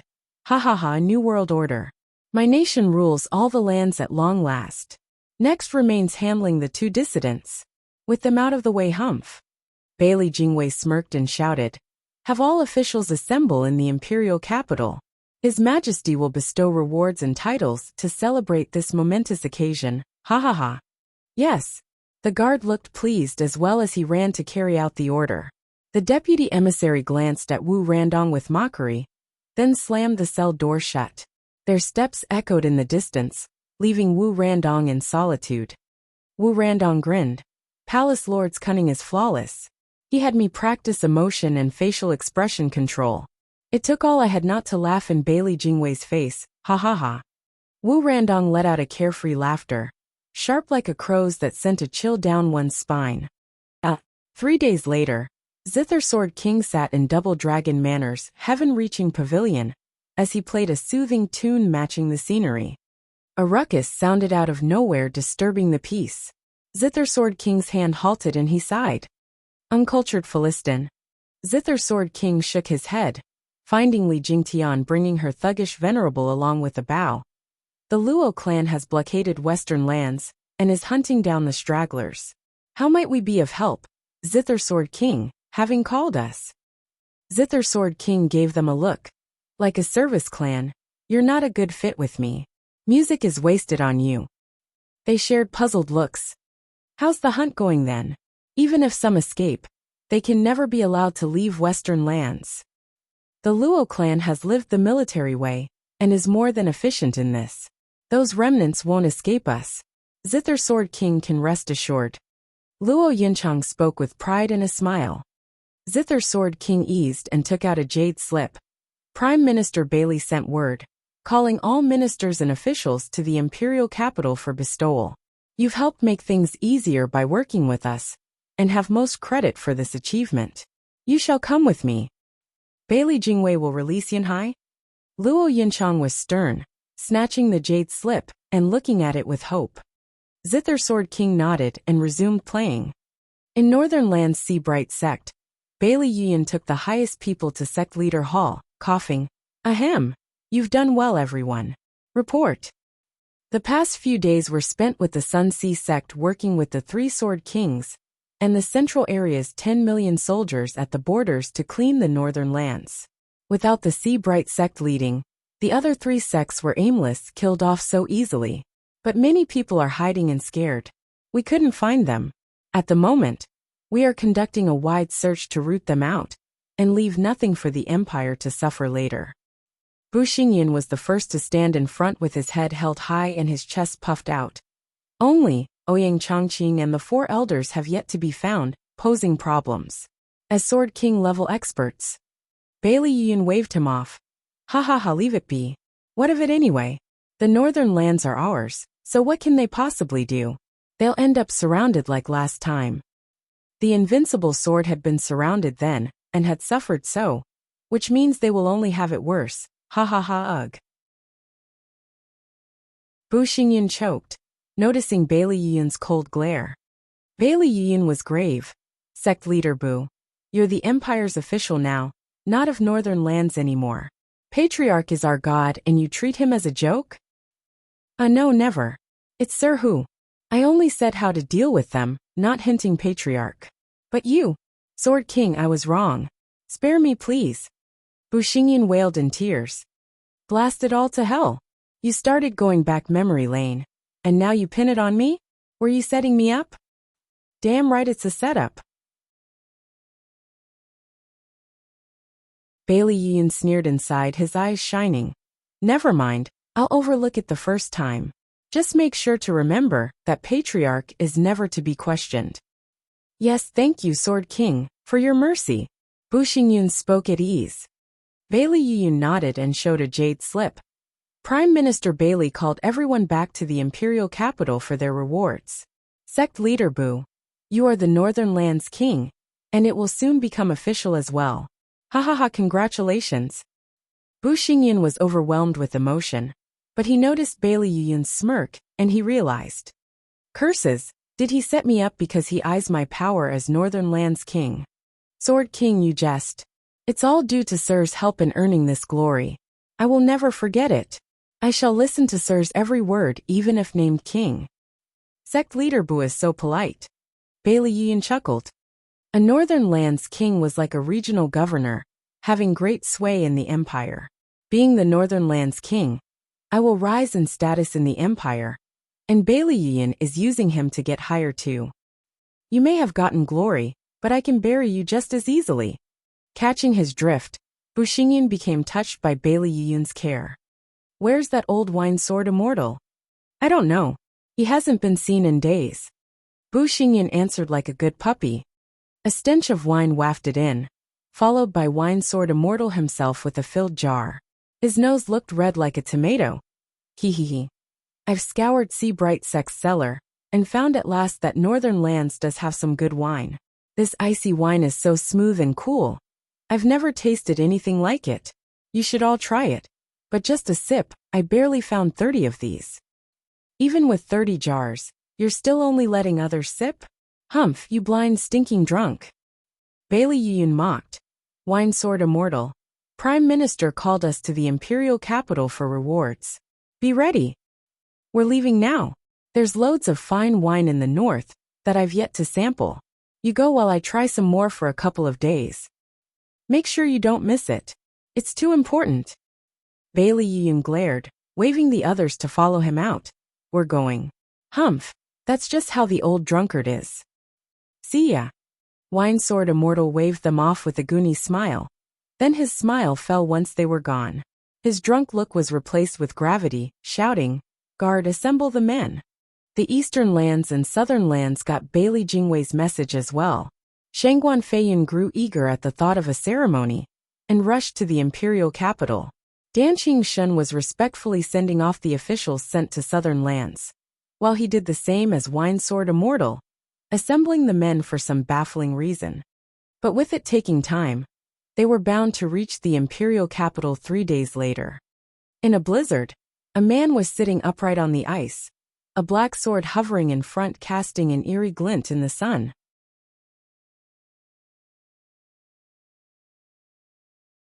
Chapter 1156, 7 Layers Growth. Chapter 1156, 7 Layers Growth. Proofreader Papatonks. The space warped around Zhuofan as his aura grew violent. The sky was rumbling, and a fierce wind picked up. The sea churned and battered the shore with bigger and bigger waves. The only quiet place was around Zhuofan, but it was under a heavy pressure, forced into keeping still, like an active volcano ready to explode. Zhuofan shook just then, and howled at the sky. The skies shook and black energy flowed into the heavens, swallowing everything until there was nothing but darkness. The sun was covered as well, turning day into night. This was Zhuofan's Genesis stage effect of using world power, demonic sky. This was just the start, for Zhuofan shook again, and dragons roared in veneration. The black sky had then formed countless black dragons, roaming through the darkness. Their whipping tails shuddered the world around them. They looked like heavenly punishment sent from up above to lay waste to all creation. This was the effect of Zhuofan's twin souls in the Genesis stage, draconic sky. The strongest beast soul, heaven dragon soul, turned the demonic sky into its own lair. As the king of beasts, it would tear apart anything that barged into its domain with all the black dragons. It was beyond even demonic sky's sword dragon. Danqing Shun dragon cleaving power was more like a strengthened spiritual weapon. One couldn't take it, but dodging was more than possible. Zhuofan's demonic dragon nest, however, was a meat grinder. It was a combination of domain soul and dragon soul, on an entirely new level. Was this the end though? Course not. Danqing Shun's power came from the sword and dragon, while Zhuofan's came from a domain and dragon. But since he also had a sword within. Ding! Ringing sounded as the demonic sword felt as Zhuofan's power grew exponentially and surged with glee. It then jumped out of the ice and soared into the sky. The black sky surged, with its thick darkness reaching for the demonic sword while the thousands of dragons roared and converged. The blackness gathered on the demonic sword, growing it to 300 meters. The waves of raw power it oozed sent the North Sea rippling stronger and stronger. Zhuofan shouted at the skies once more, shooting into the air and grabbing the hilt. Boom! The black clouds around the sword exploded, scattering everywhere and unleashing black sword waves, destroying anything in their path. Even the barrier couldn't take it for long, sporting bigger and bigger cracks. As Zhuofan held the demonic sword, he looked like a demon from hell. Darkness ebbed into his surroundings, devouring as it went while the sword auras destroyed the rest. Once all settled down and the sky turned bright again, Zhuofan put down the demonic sword and found no trace of ice where he could sit. His flashy display had it all melted. And this was Ice Heaven Sealing CAO made with his sealing power. The same ice the invincible sword couldn't even scratch. Yet it was no match for the black sword waves. Zhuofan had, beyond any shadow of a doubt, surpassed the invincible sword, The past 100 years, one at least. Brat, are you mental? Plop. A one-eyed huge head popped out of the water, roaring. Using Dragon Soul with 9 Serenity's domain. Then adding Sword Sovereign's 4 fused swords. Are you trying to break the heavens? This place can't take it, so scram already. Just look at the mess you've made of my place. Zhuofan grinned and bowed. Senior CAO, thank you so much for your care this past century, or I would have never learned the depths of the 4 sword arts. Spare me. I only shared with you the sword intent the sword sovereign leaked when he formed it. You did all the work, not me. I also wanted to see if the arts would have joined as the swords did. It was just an experiment, not meant to help you. Stop reading too much into it. Zhuofan nodded. I understand, but learning the sword here for so many years has disturbed you. Now that I'll leave, I may never return. Take care, senior. You're really leaving? CAO looked reluctant but then nodded. Yeah, you should go, if not to fight to find that girl. At least get her back. Zhuofan nodded solemnly. Only a sovereign could form a sovereign path, giving him endless lifespan. Regardless of who put it in him, it was now with Qingsheng. He wasn't that hurried to get it back though. But wealth stirred envy, inviting disaster. He could not let her become another's prey. Zhuofan bowed once more. Senior, farewell. Zhuofan left, with CAO watching him go. The human kid is gone and now I feel bored. Should I go find another? Who in this world would be as interesting as him? What a drag. Zhuofan came out of CAO's domain to find 2 people standing tall with respect. They cheered up at his coming and Xiaoer said, Congratulations, father, on reaching Genesis stage. If father's in the first layer of profound heaven, then the strength should be at Genesis, Gu Santong tested. Feeling his own strength, Zhuofan said, Genesis stage 7th layer. 7th? You went through 7 of them? It was nothing. Having focused on learning swordsmanship, my cultivation was long since ready to take the leap. It was just sitting there for the last step. Moreover, it contains insights in the sword, though the regress was a little small. Zhuofan sighed. I feel the path the 10 ancient sovereigns were after isn't far. This makes the true self art incredible. While training the heart, it is in tune with the Tao. Now you're mocking all those experts and mighty lords scrambling for better and better cultivation methods. And it turns out to be in the hands of averages? Maybe because it's average that it conforms with the world's nature. Xiaoer teased and Zhuofan exclaimed. Some that go too far forget their start, making them grow further and further apart. The 2 were stumped, not getting anything from that. Zhuofan had a feeling. He just needed to test it now. But that was for later. What mattered now was to finish the ascension. Zhuofan asked them, Has the plan been going smoothly? All according to your predictions, father. Good. Then let's make a trip to the Sword Star Empire's capital, and finish my last fight in the mortal domain. Ding! A black sword pointed ahead and Zhuofan grinned, thirsting for battle. The Dark Demon Lord was bearing his fang at the Empire. In the imperial capital, all grand officials and ministers gathered. In the lead was Zither Sword King and the Luo clan, followed by Shengguan Feiyin, Southern Lands Group and Northern Lands Group. Danqing Shun and Winesword Immortal were 3 days late. Sorry, I'm late, ha. Thousand pardons. Cupping hands all over the place, Winesword Immortal and Dragon Cleaving Sword King came to the Imperial Hall. Bailey Jingwei smiled. Dragon Cleaving Sword King and Winesword Immortal, why the delay? The old drunkard found a stash of good wine. You understand, right, Prime Minister? Ha. Bailey Yin mocked. Winesword Immortal glared at him, then chuckled at everyone else. Bailey Jingwei nodded, having known his style, but he asked, Dragon Cleaving Sword King, what about you? I picked up someone's trail in Southern Lands and invited him here, making me Tari Prime Minister. Danqing Shun smiled. Bailey Jingwei raised an eyebrow. Who? It can't be Morong Clan's venerables requiring Dragon Cleaving Sword King's personal assistance, can it? Of course not.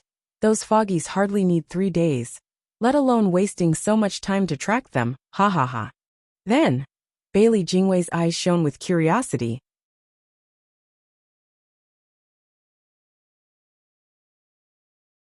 Chapter 1157 Sentence. Chapter 1157 Sentence. Proofreader, Papatonks. Clap. Dan Qingshan showed a vague smile. Then a guard brought a gorgeous woman in that took even Bailey Jingwei by surprise. Morong Shui? I heard she was around, so I stayed a few more days before coming to Prime Minister. Dan Qingshan smiled. Bailey Jingwei nodded and laughed. Dragon-cleaving Sword King is the cornerstone of the empire, making such efforts. Morong Shui has been hiding for a century, and now we have her once more. Now Morong Lai or their venerables will have to come out. Ha ha ha. The empire will have them cornered and remove one more danger. Think again. Not even I could find my brother after all these years, him having ignored any and all affairs. He won't come even if you have me. Morong Shui mocked. Bailey Jingwei smiled. Miss Morong, better pray your news will reach your brother. It's such a pity for a pretty lady like you, ha ha ha.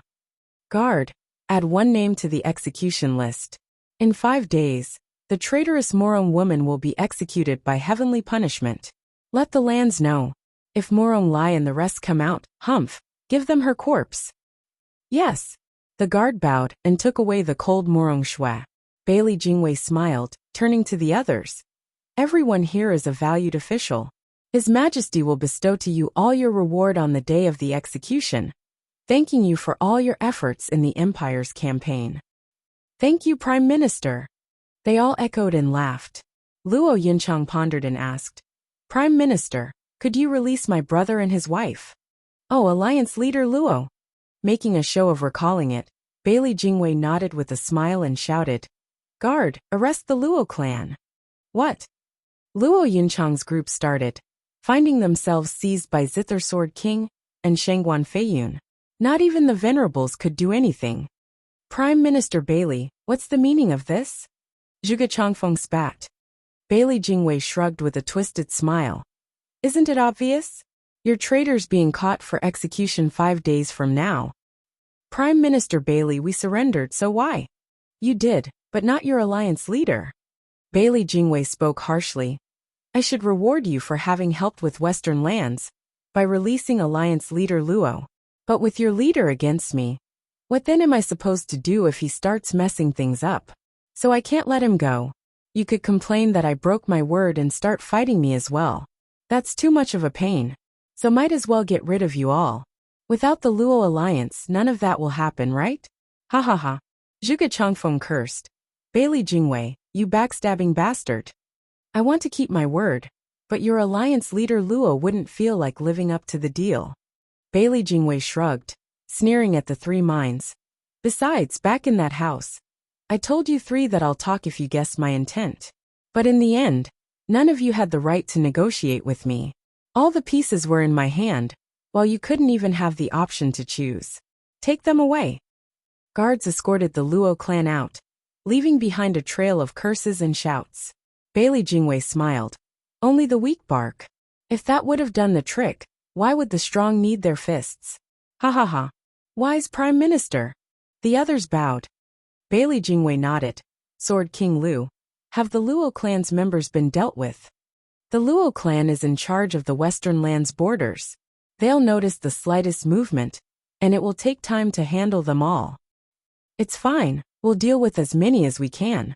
It won't matter how many escape. As long as the Luo Alliance's top brass are dead, they'll be lost, walking right into our traps.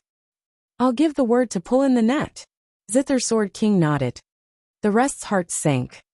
Bailey Jingwei was cruel and sick, not even willing to give them any chance of even fighting. Ignoring the obvious discontent in others, Bailey Jingwei's smile never left his face. Everyone can now take rest in your quarters in the Imperial Palace. In 5 days, the ceremony will begin. As for Luo Alliance, you don't have to worry. I'm not one to throw people away. I always reward those that have the good of the Empire in mind. The Luo clan was too ambivalent, and had to be resolved. You understand. We're amazed by the Prime Minister's thoroughness. They all bowed. Bailey Jingwei left pleased as the rest disbanded while whispering about the event. They failed to notice Bailey Jingwei looking over his shoulder at them, his eyes cold and disdainful. Ceremony? Huh. How unbearably naive. 5 days later will be a day of peace for the Sword Star Empire. All danger shall be purged, ha ha ha. Bailey Jingwei cackled to himself. 5 days later, in the imperial capital's main square, the place was packed with the city's people. For today was the execution of many convicts. In the previous execution, only Bailey Jingshi and Bailey Jingwei were present. But this time, there were the 10 Sword Kings and the officials from the 4 lands, including the traitor Bu Xingyun. On the scaffold, many kneeled, people from many factions and all with renown. The first was the ex-leader of Northern Lands, Sea-Bright sect leader Ling Yuntian.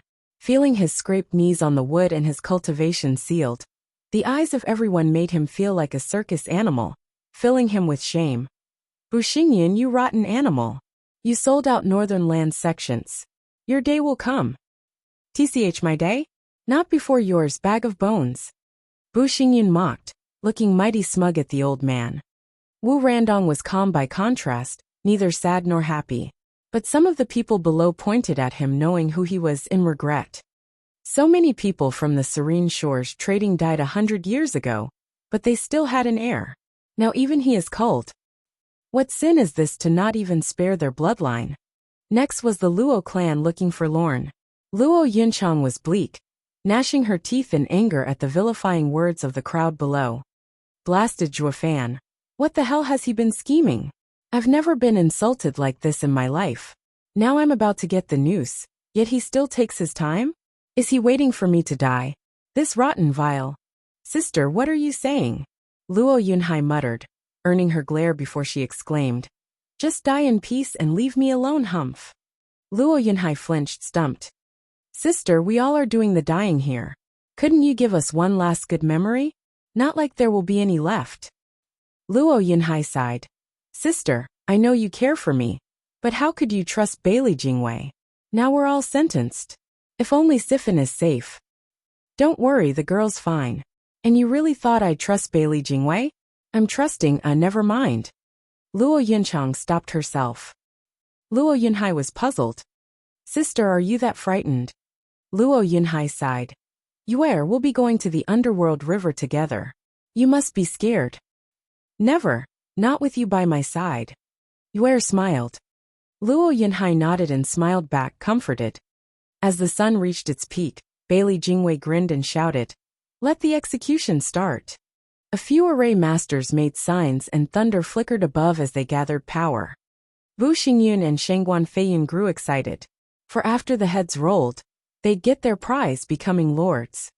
Only Danqing Shun and a few others eased a breath, looking at the lightning, and then far in the distance.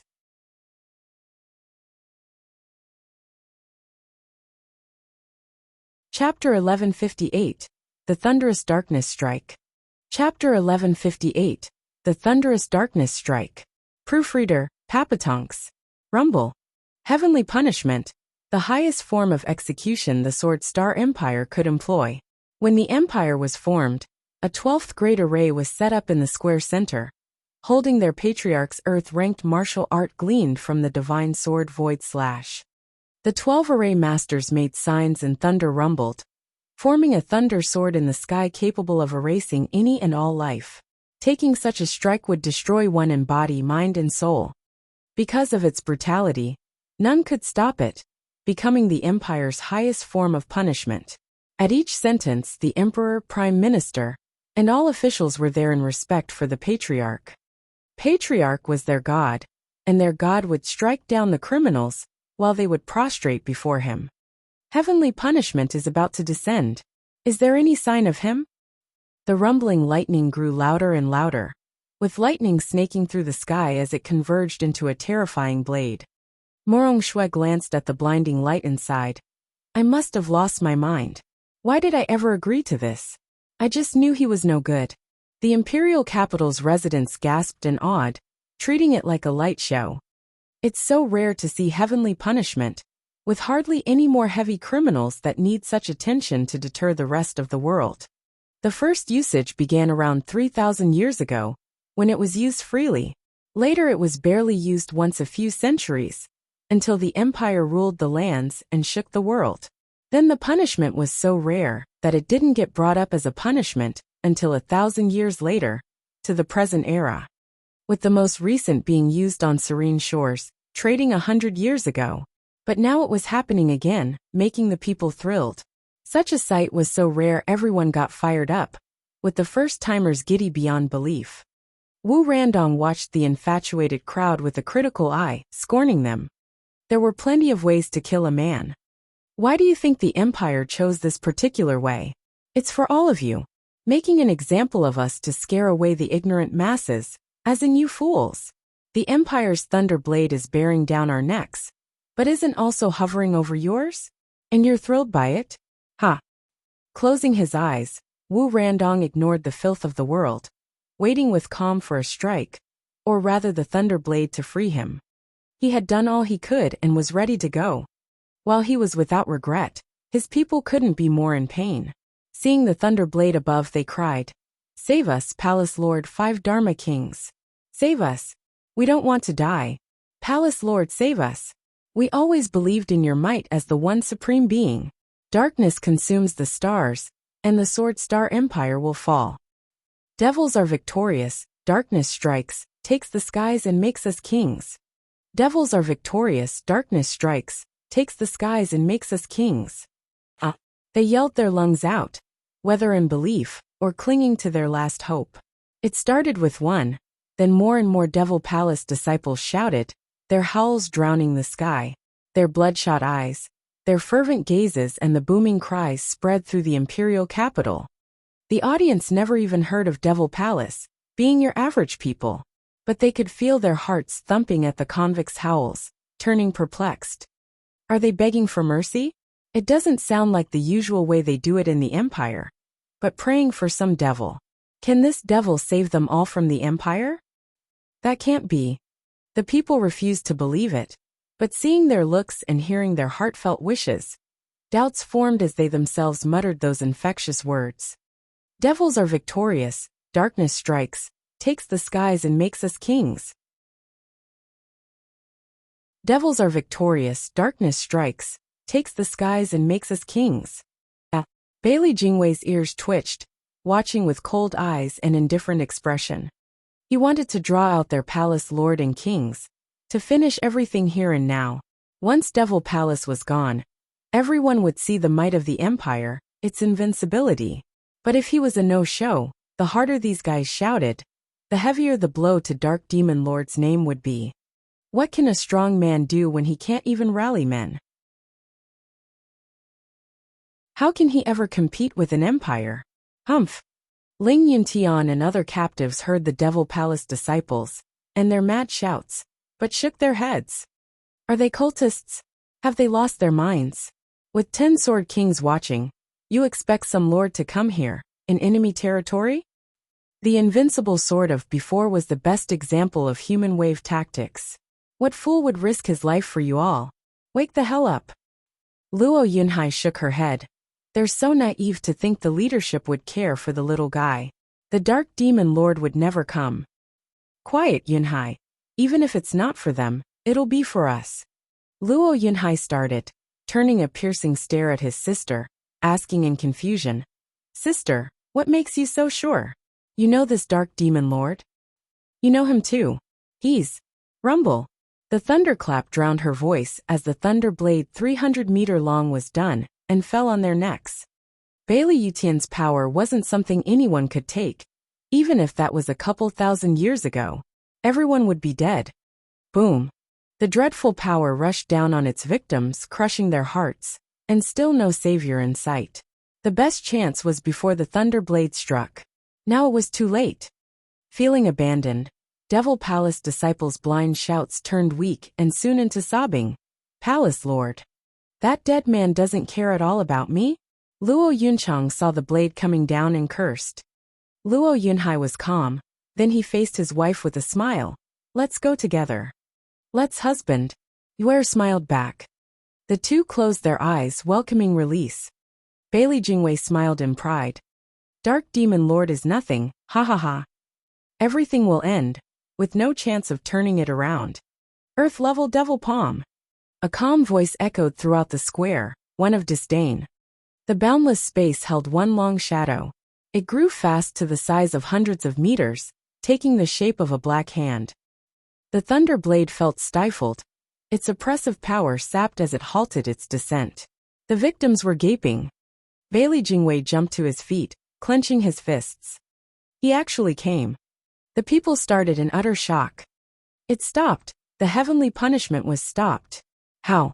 How can the godlike Bailey Yutian's earth-ranked martial art be blocked? Who did it? With a cooling breeze, clothes ruffled, people whipped around their heads to see a man in white with covered eyes, the picture of godhood, floating down on the scaffold and bearing a snicker. The face had them all frozen, the smile giving them the feeling he held all the power, all the secrets in the world. Zhuofan! Bailey Jingwei cried out in utter disbelief, his eyes trembling. Whoosh! The 10 Sword Kings stood, watching the familiar figure with amazement and some glee. Bali Yi was beaming with joy. The brat is alive. He's still alive. You're tuning in to the Li Mei's Wuxia Whispers YouTube channel. We're so grateful for your support, and don't forget to subscribe to join us on this incredible journey through captivating stories. Your generosity through donations truly makes a world of difference, as it's the primary source of revenue that allows me to expand and enhance this channel for you. Thank you from the bottom of my heart for being a part of this adventure.